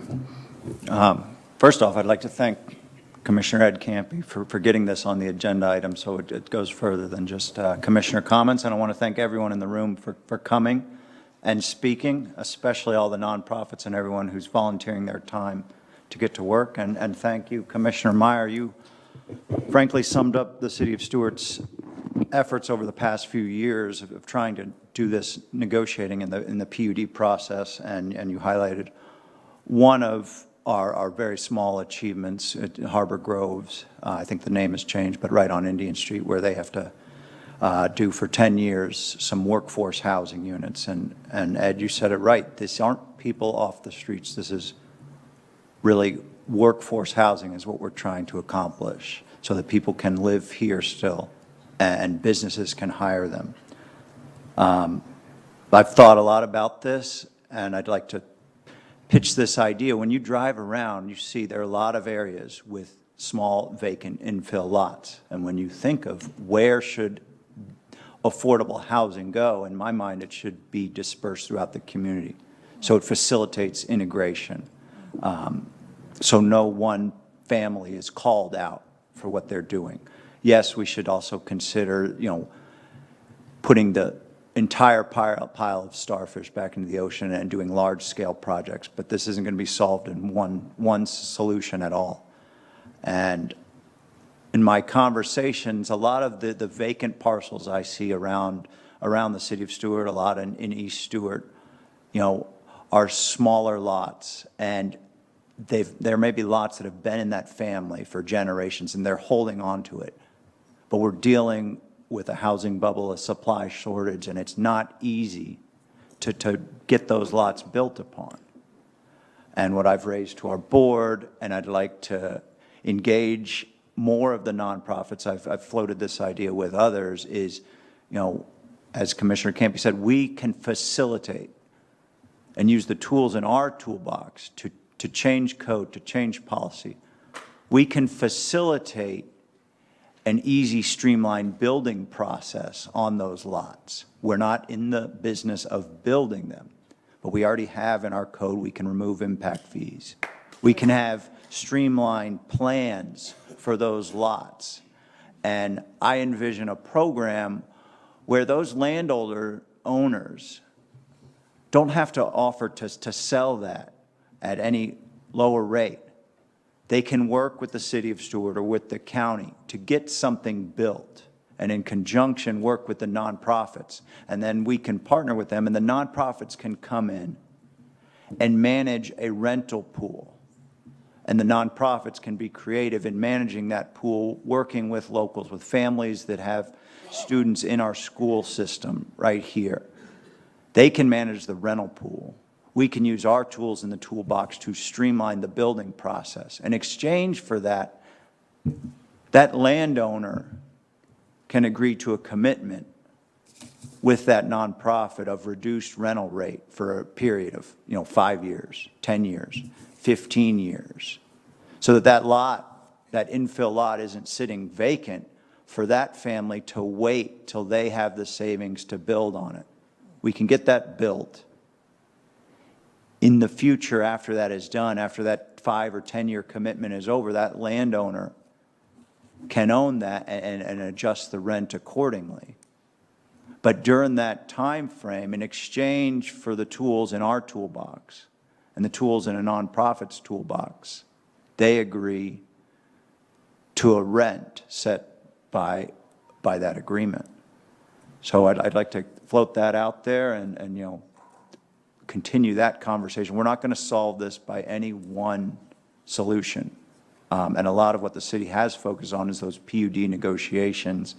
And we need to do more than that. And we're always looking, and we need to continue to lobby our state and federal governments to do more and help us. So thank you.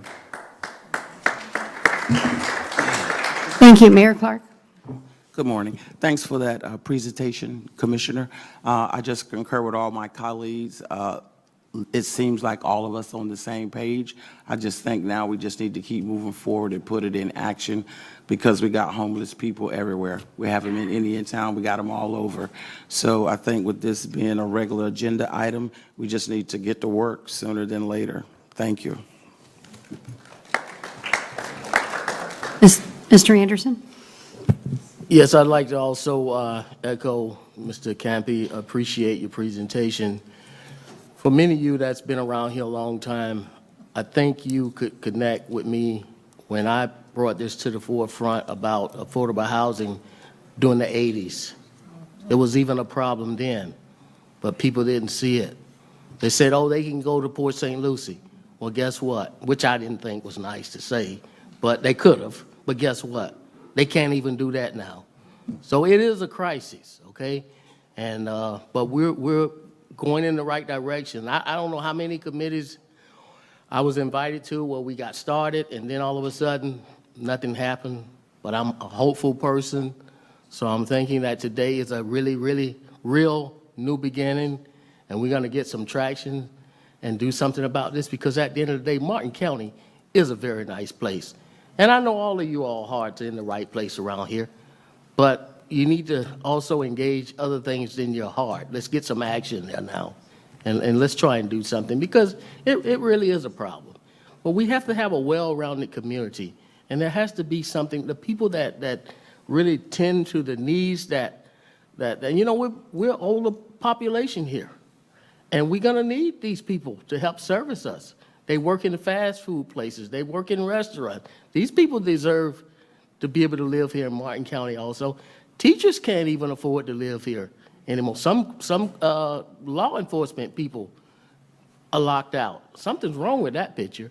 And I believe everybody should be able to do what they want to do with their property, but somewhere we have to be creative. And if it can be done, we got the right people here in Martin County to do it, because I still have faith in you. I've been around a long time, and we've been through some things before, and this too can pass, but we really got to get past our words and really do some things. I'll just also note that I'm not just talking, my records speak for itself.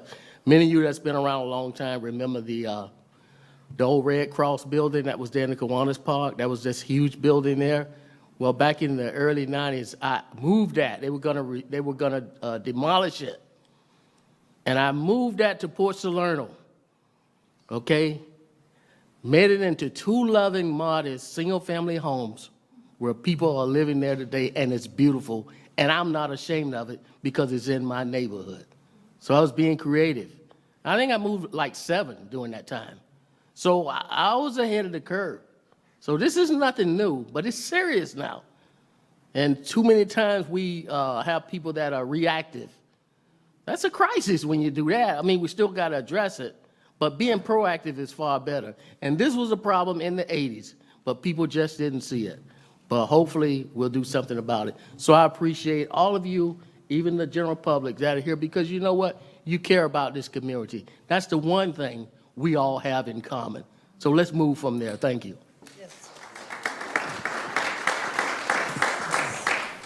Mike, did you have something else? You had your thing I up didn't. and it fell back down? Yes, thank you. I'll be brief. I can just keep on going.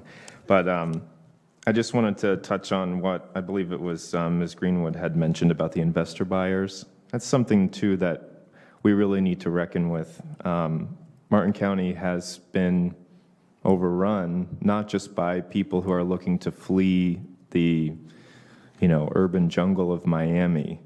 We've been overrun by investor buyers, corporate investors, like many properties have been around the country. So, we live in a free market economy, and, it's an important part of the political identity for us. But we have to also realize the challenges that come along with that. And if we're going to prioritize the ability for some people to make money with an investment property over the real life challenges that people in our community have with trying to find a place to live, I know which side I'm going to be on. One development that unfortunately was not approved in the city of Stuart recently was a great reminder of how, maybe we ought to think a little more creatively as policymakers around covenants that require owner-occupied. Because Goldman Sachs isn't going to be able to come in, buy up a property, take it off the market, and then live in it. So there are a lot of creative solutions out there beyond just allowing for ADUs, which I will warn, unless they're regulated properly, are just going to be a great field day for folks to turn it into a short-term rental, which is also going to take it off the market for our people that need to live here year-round. Thanks. Thank you. And Mr. Campy, one thing I wanted to mention to you was, I think there needs to be a way that we can, and I don't know who does this or who should be doing this, is to inventory the ones that really, that could be available that aren't normally available. So for example, I know that people will contact me and say, hey, I've got somebody moving into town and they're looking for a place. And yeah, they've been to the realtors, they've talked to them and see what's available for rent there. And then I'm sitting here racking my personal brain of who do I know that has a condo that they maybe aren't going to use for 6 months, or who do I know that has a guest house on their property, or, you know, it's those type of things where it isn't a normal renter. I mean, I think you touched on the fact that there's a lot of empty places that are sitting around there, but it's usually somebody who, well, I don't want to rent to somebody I don't know. I don't want to get into the rental business, but they don't see that, you know, usually when I end up calling them up, I usually talk them into that these are nice people and that you should do it. Even if I don't know the person, I pretend like I know them and, you know, like get them into a You're going place. to get to do that again. Just because, that's it. No, nobody else watches this. It's okay. So, but I mean, I think we need to be able to inventory or somehow come up with those pieces too, the pieces that we know are sitting empty, the pieces that we know that could be potentials, and maybe, like say in the city, be reaching out to those people and saying, hey, you know, did you consider this as something you can do? That interactive map can have multiple layers on it. That's an excellent suggestion. You know, some people are only interested in buying, some people are only interested in renting, some people are interested in being snowbird rentals. So it creates a lot of opportunity, and that MPO put that interactive map together. And to me, it just seemed perfectly logical that we would use it as a universal map to see exactly what we're dealing with. Okay, and thank you for bringing this forward. Anything else? So moving on, we'll go back to A now, County Capital Project, Improvement Projects.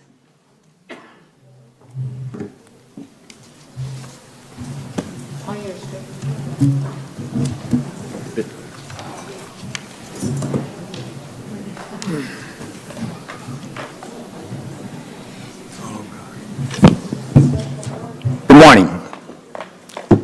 My name is Chris Getzfried. I am the Capital Projects Administrator, Martin County Public Works. I'm going to briefly review what the Capital Projects and the Public Works Department has been doing since the last meeting. Starting off with our neighborhood restoration projects, we have finished up a few. Harbor Estates, Linden Street is one. That also involves some sidewalk connections that brought some interconnectivity to the neighborhood.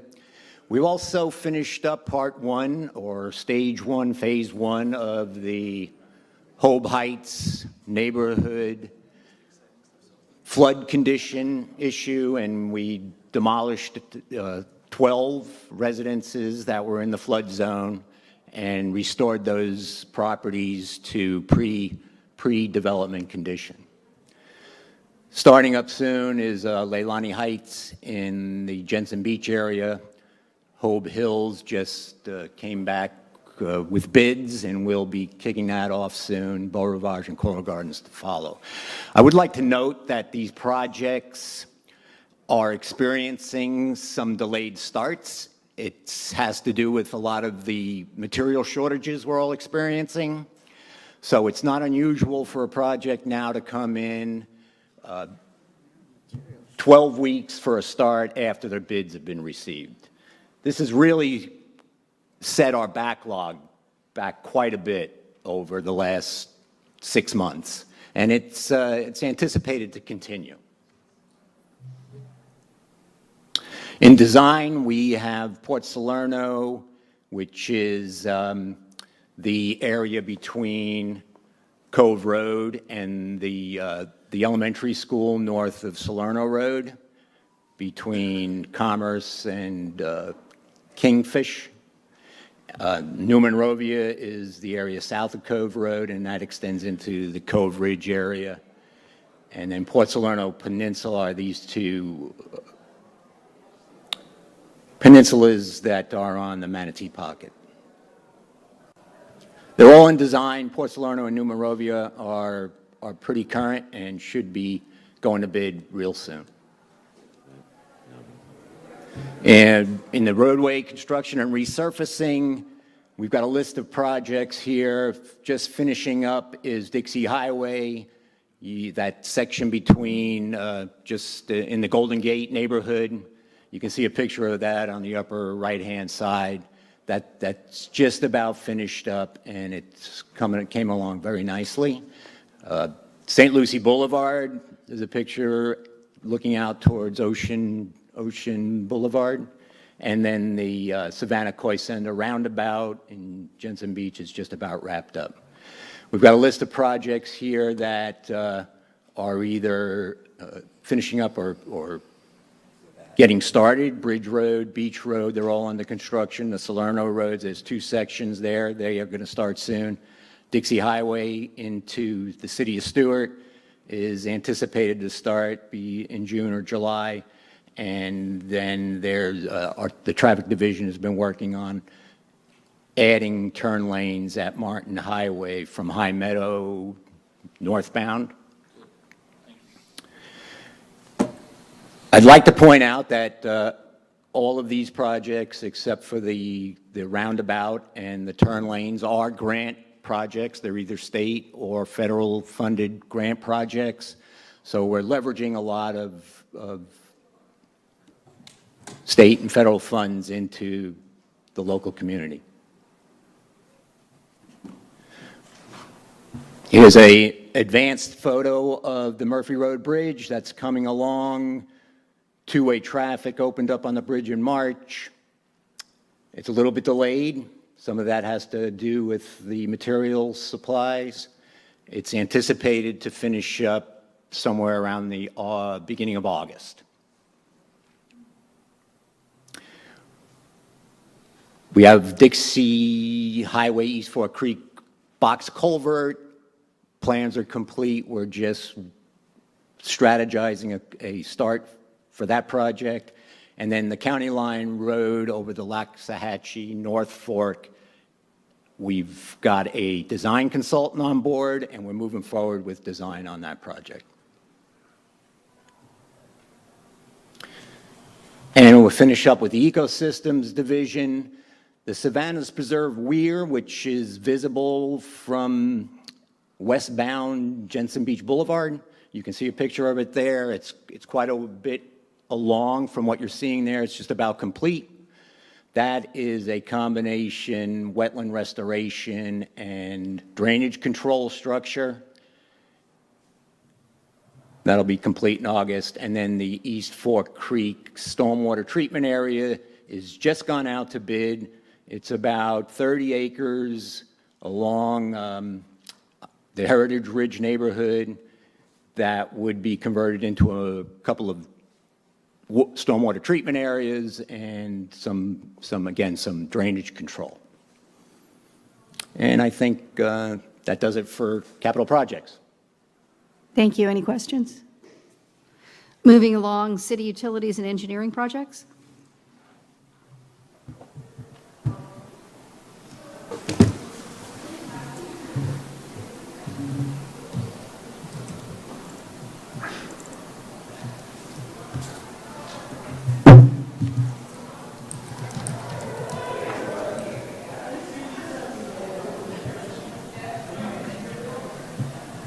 Good morning. For the record, Tim Volker, City of Stuart Utilities and Engineering Director, here to give an update regarding the City of Stuart upcoming projects.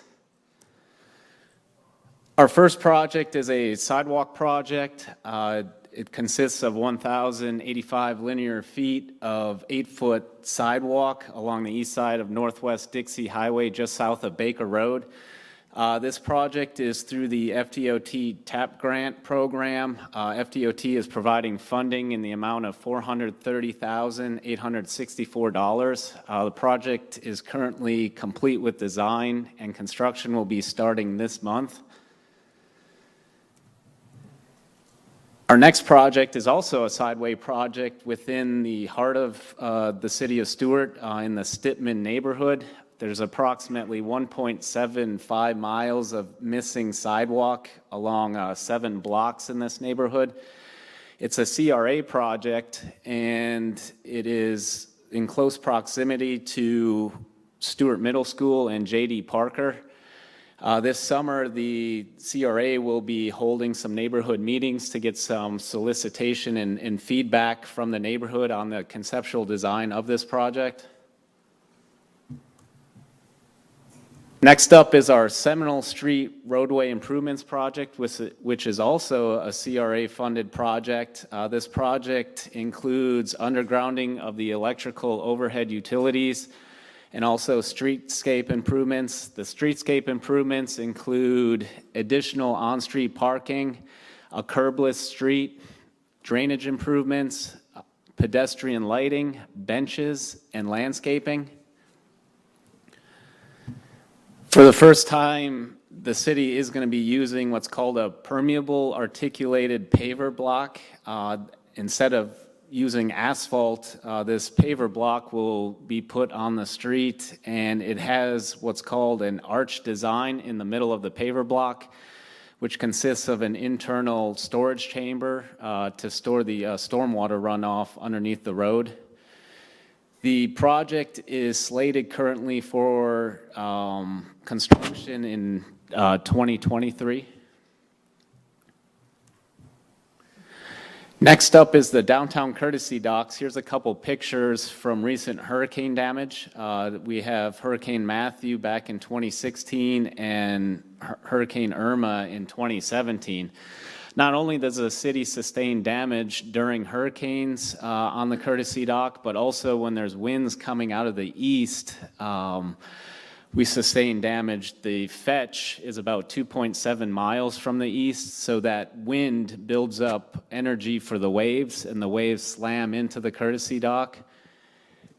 So what the city's looking at doing is to incorporate a brand new dock design and also a wave attenuation device to help be more resilient. And as part of this project, we'd also look at adding some additional boat slips for boaters to come into the downtown area. Currently, the city submitted a grant application through FIND back in March of this year, and that was for the engineering design of this project. Next up is a stormwater project called the Tressler Drive Water Quality Improvement Project.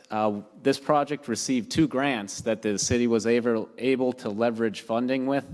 We received an $80,000 Indian River Lagoon grant and an $89,980 Indian River Lagoon license plate grant through the South Florida Water Management District. As part of this project, it's a 13.7 acre urban residential area that drains currently untreated into Poppleton Creek. So as part of this project, we're going to install a 2nd generation baffle box and also a bioswale to treat the water prior to discharge into the creek. Currently, we're looking to go to construction later this summer. We lost some time just due to the baffle box not being able to be manufactured until July of this summer. Next up is a stormwater project for the Southeast Illinois Avenue project. This project's on the north end of the street, and we basically picked this project to do a living shoreline demonstration because it's an unimproved shoreline. So the project consists of 4 main components. The first component is the existing baffle box is outdated, so we're going to modernize it with a new baffle. Then we're going to install a 5-foot buffered shoreline along the north end of the road. This buffered shoreline will help provide filtration of stormwater runoff prior to entering the river. Next up, we would remove the existing concrete rubble around the shoreline and basically replace it with riprap. And the riprap will help armor the shoreline and protect it against erosion. And the last component is the 10-foot living shoreline. And part of the 10-foot living shoreline are gabion baskets and plantings. The gabion baskets will help dissipate energy from the waves and protect the plantings. And then the plantings are going to provide nutrient removal within the river. And then also, as a secondary benefit, it will provide habitat for marine species and wading birds. This project also received an Indian River Lagoon Council grant for $85,000. We're looking to complete design this fiscal year and start construction next fiscal year. Next up is a utility project that is on the school board property. We have two existing force mains, an 8-inch and 24-inch, that run right through the middle of the property. And the 24-inch is an oversized pipe that doesn't run full. So what happens is the hydrogen sulfide gas comes off the liquid and corrodes the pipe from the inside out. So what's happening along the pipe are we're having sinkholes occur as the pipe fails. So the city, as part of this project, is looking to combine the two force mains into one pipe, which is that magenta line you see on the aerial there, and route it around the school board property. Currently, the project's design is complete and permitted, and we're looking to start construction this summer. And lastly is a public safety project. The city is looking to construct a third fire station within the city limits. This fire station will be located north of the Roosevelt Bridge to service the north end of the city. On the aerial map here is the proposed location, which is on the east side of Green River Parkway, just south of Jensen Beach Boulevard. Right now, the conceptual design is complete, looking to wrap up the engineering design this fiscal year and start construction next fiscal year. And with that, does anyone have any questions? Thank you. So moving on to county, city, village development updates. Martin County first.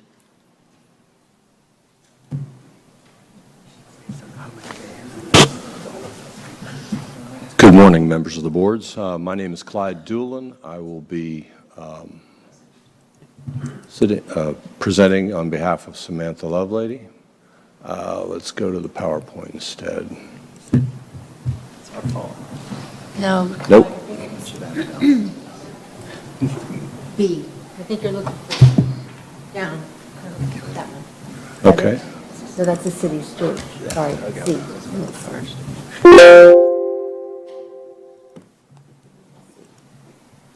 This Next one one? down. No, next one down. Down, down, down. The very bottom. Okay. That one. Thank you. Oh, that's the village. That is the village. You're correct. Trying to get to the town. Oh, it's a PDF? Oh, it's in the. Go right ahead, Alcio. I didn't know that about the finance. I think you should just pull up the agenda. Yeah. That you had. I'm sorry. That middle one. This one? No, excuse me. Third one down. Yeah, I got it. She got you. I'm in a meeting, I'll call you back. I was wrong initially, so where you want to be? We can work with that. We'll just scroll up to the top. Okay. Yep. I'll start at the top. Nope, that's the city. No, it's all of ours. Yeah. No, that was just the city, I believe. I'm going to try and use the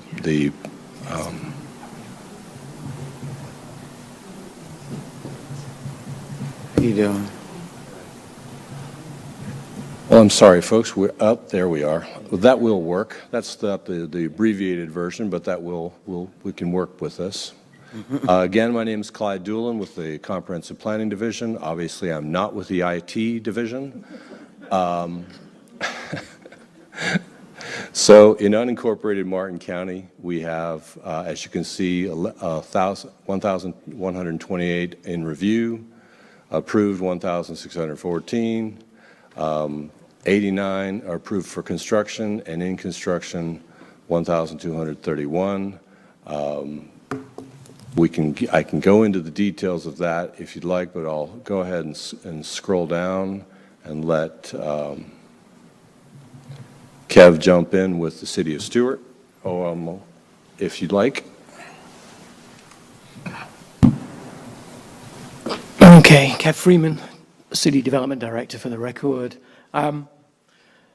Thinking about this morning's presentation, maybe we should have, we agreed as a group to categorize our developments in certain lines.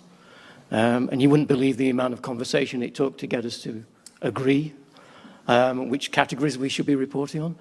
So we came out with in construction, approved, in review, and completed. In the City of Stewart, we have another category. We have a development in appeal at the moment.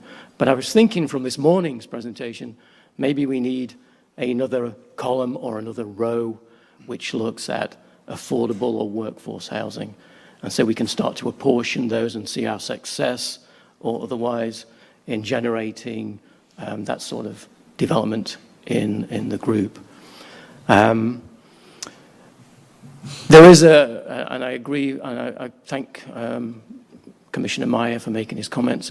Regarding the policy, I think we all need to look at the policies because staff really require that from a statute point of view to enable a discussion to be engaged with developers as they come in for affordable housing. In the city, we've slowed down slightly. In construction, we have 1,328 units. We've got 55 approved, waiting to be coming in for construction. In review, you see the number is come down to 384. We've had a number of developments withdraw and sort of go away.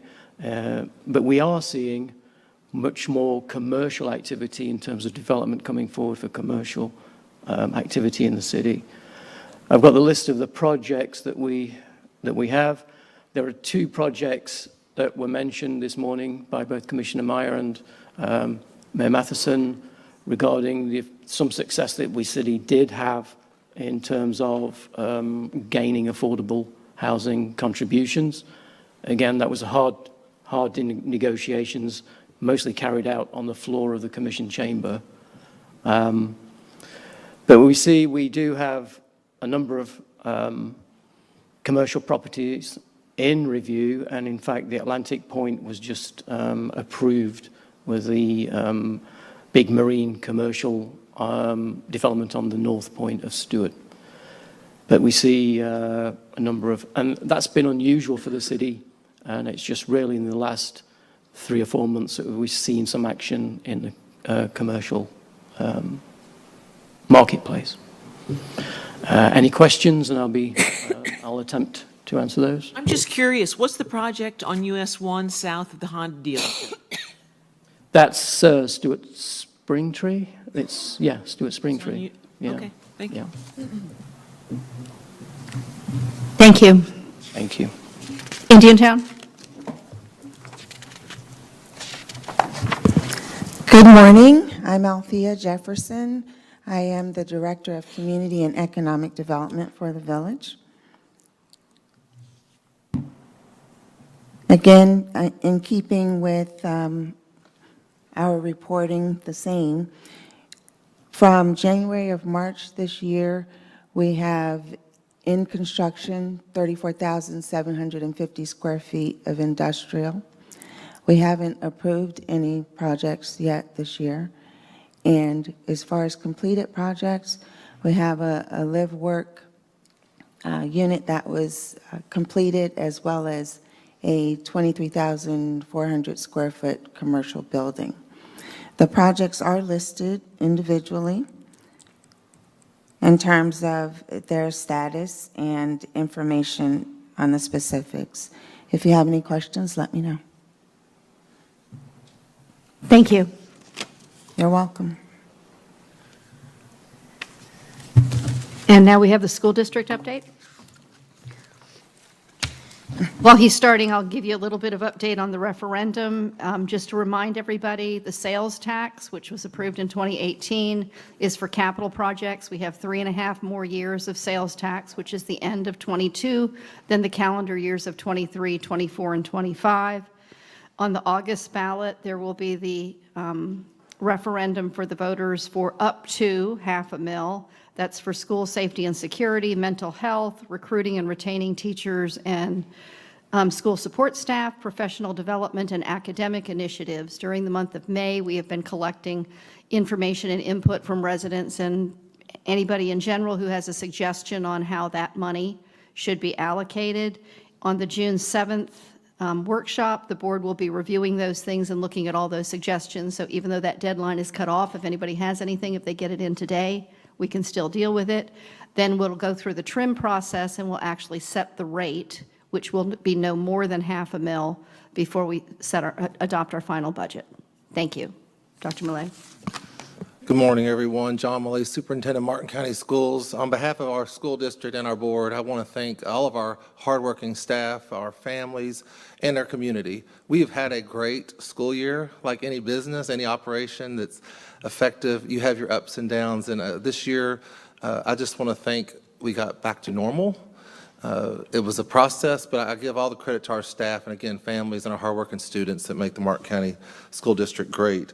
We started this year, our theme was potential, and that's both recognizing the potential that is within the district, but the potential that all of our students have. So we're committed to a bright future, you know, a strong academic programs, giving students the tools they need to enter the workforce and go into post-secondary education, and we do want them to come back. And thank you, Commissioner Campy. I think where you mentioned, you said something about maybe workforce housing might be taboo to some. I think there's nothing more timely. You know, with one of the largest workforces, the workforce challenges to having great, you know, affordable living for teachers, bus drivers, food service workers, maintenance secretaries, the whole group. There's nothing more important than those people that take care of our students, coupled with fire, safety, and other people. So again, thank you for that. And we'll give you a little update here first on the investment that the great people of Martin County have made, the progress of our new schools. So I'll turn over to Mark Seacrest.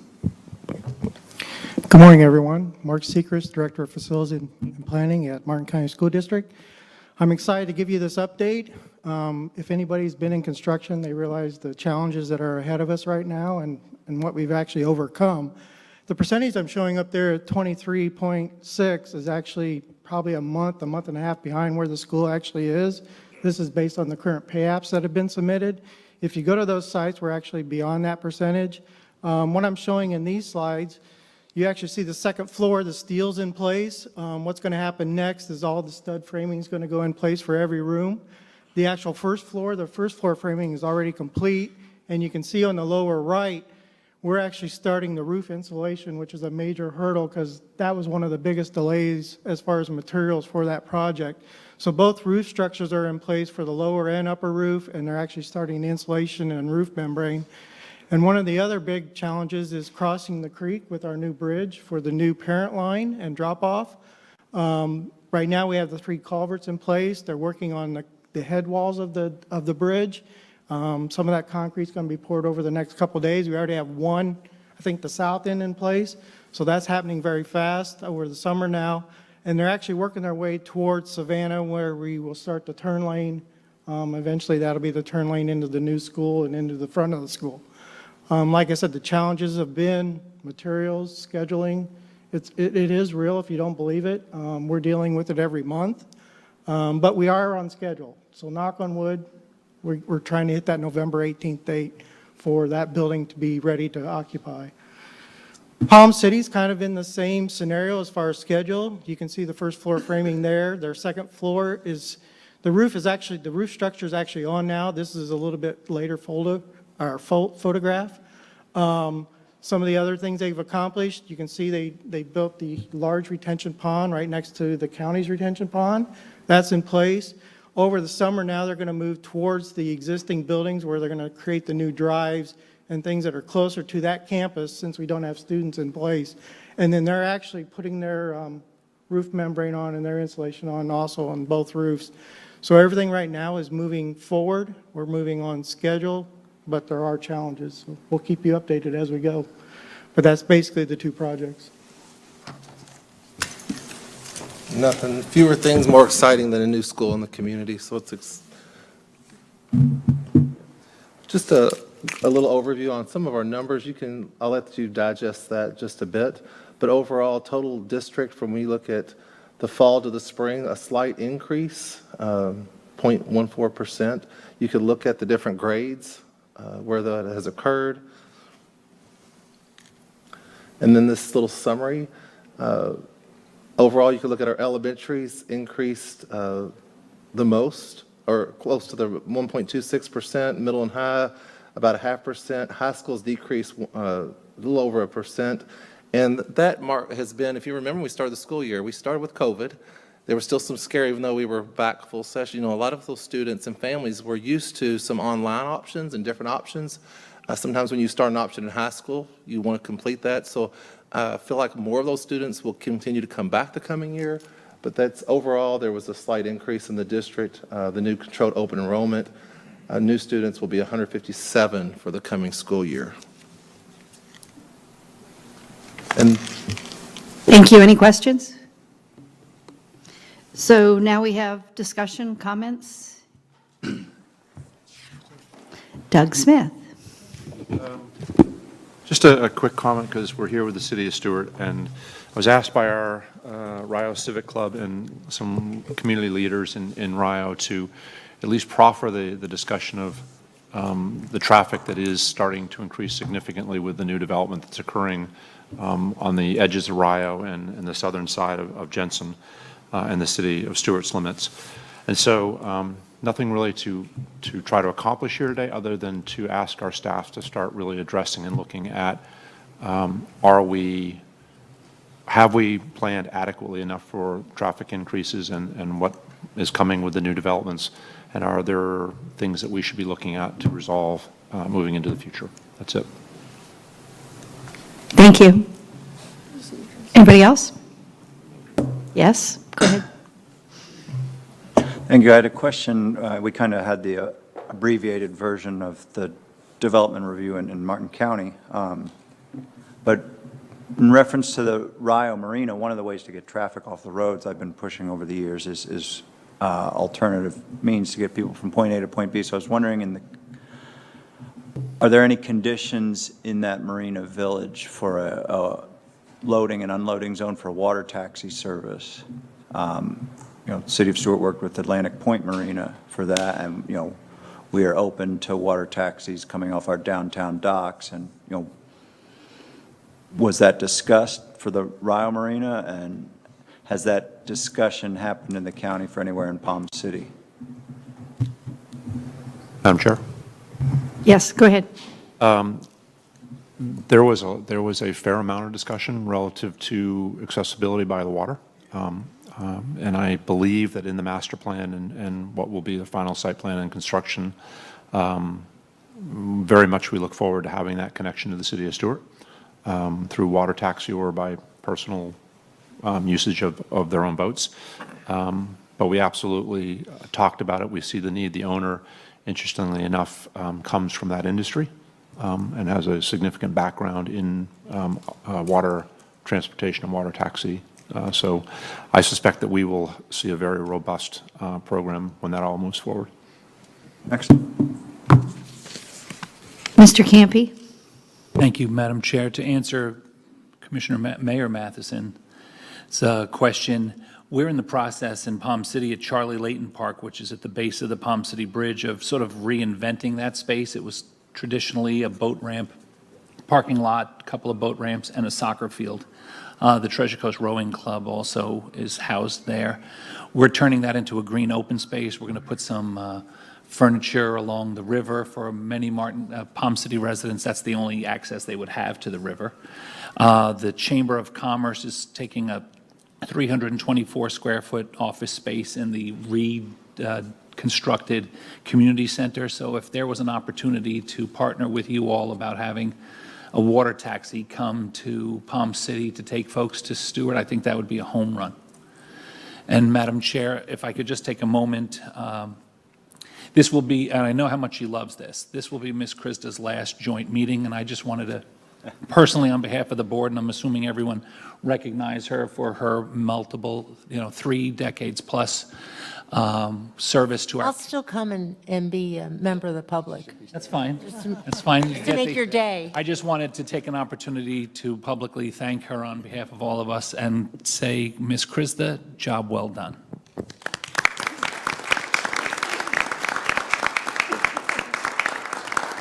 Well, I appreciate that, but I could not have done this alone. And I too have great staff and appreciate the relationships that we've built over the years and your support and the board's support. And again, I could not do this alone, so I appreciate it. She's going to chair our Affordable Housing Committee. And Tara, when you come back, if you can be the timekeeper, that would be really helpful too. Appreciate that. Commissioner Meyer? Thank you, Madam Chair. Just to pick up on some of the discussion around traffic in South Jensen, North Stewart, Rio area, I've been hearing it too, and I know that some folks have come back and have been asking for an update on what some say were promised or otherwise proposed traffic pattern changes to Wright and Dixie. I know we have an issue there, not just for the folks on Alice Street, but also that's an important corridor for that entire area. So we in the city, I recall a few years ago, had discussed the potential for a roundabout there or a completely redesigned lighted intersection that encompasses Alice. But I think that's maybe something for the MPO to discuss, but certainly would be a thing worth all of us looking at. Thank you. Oh, Doug? Just a quick response, if that's possible. We missed a golden opportunity with Brightline at Wright Boulevard, moving that intersection and aligning Wright with Alice. We completely dropped the ball, both the city and the county, on forcing that change. I don't know that we'll ever get that opportunity back again because of just the complexities of dealing with Brightline and FEC. There has been also discussion of the intersection of Savannah Road, and Green River Parkway, putting a roundabout in there as well. We had that on the design when we built or rebuilt that intersection years and years and years ago, and that kind of got kicked out. Doesn't matter why, it just got kicked out. But the congestion, a lot of the congestion we have in that confluence of what's happening all around there is because of that light, and it just really does bog things down at that end. And then Wright Boulevard becomes the next sort of issue to discuss. So if the city and our staff would work together to at least start brainstorming and thinking about how we can approach ideas, I think with what is happening in that whole area, we are going to need to do something significantly different than what we're dealing with today. Thank you, Madam Chair. Thank you. Anything else? And so we'll be adjourned. Thank you.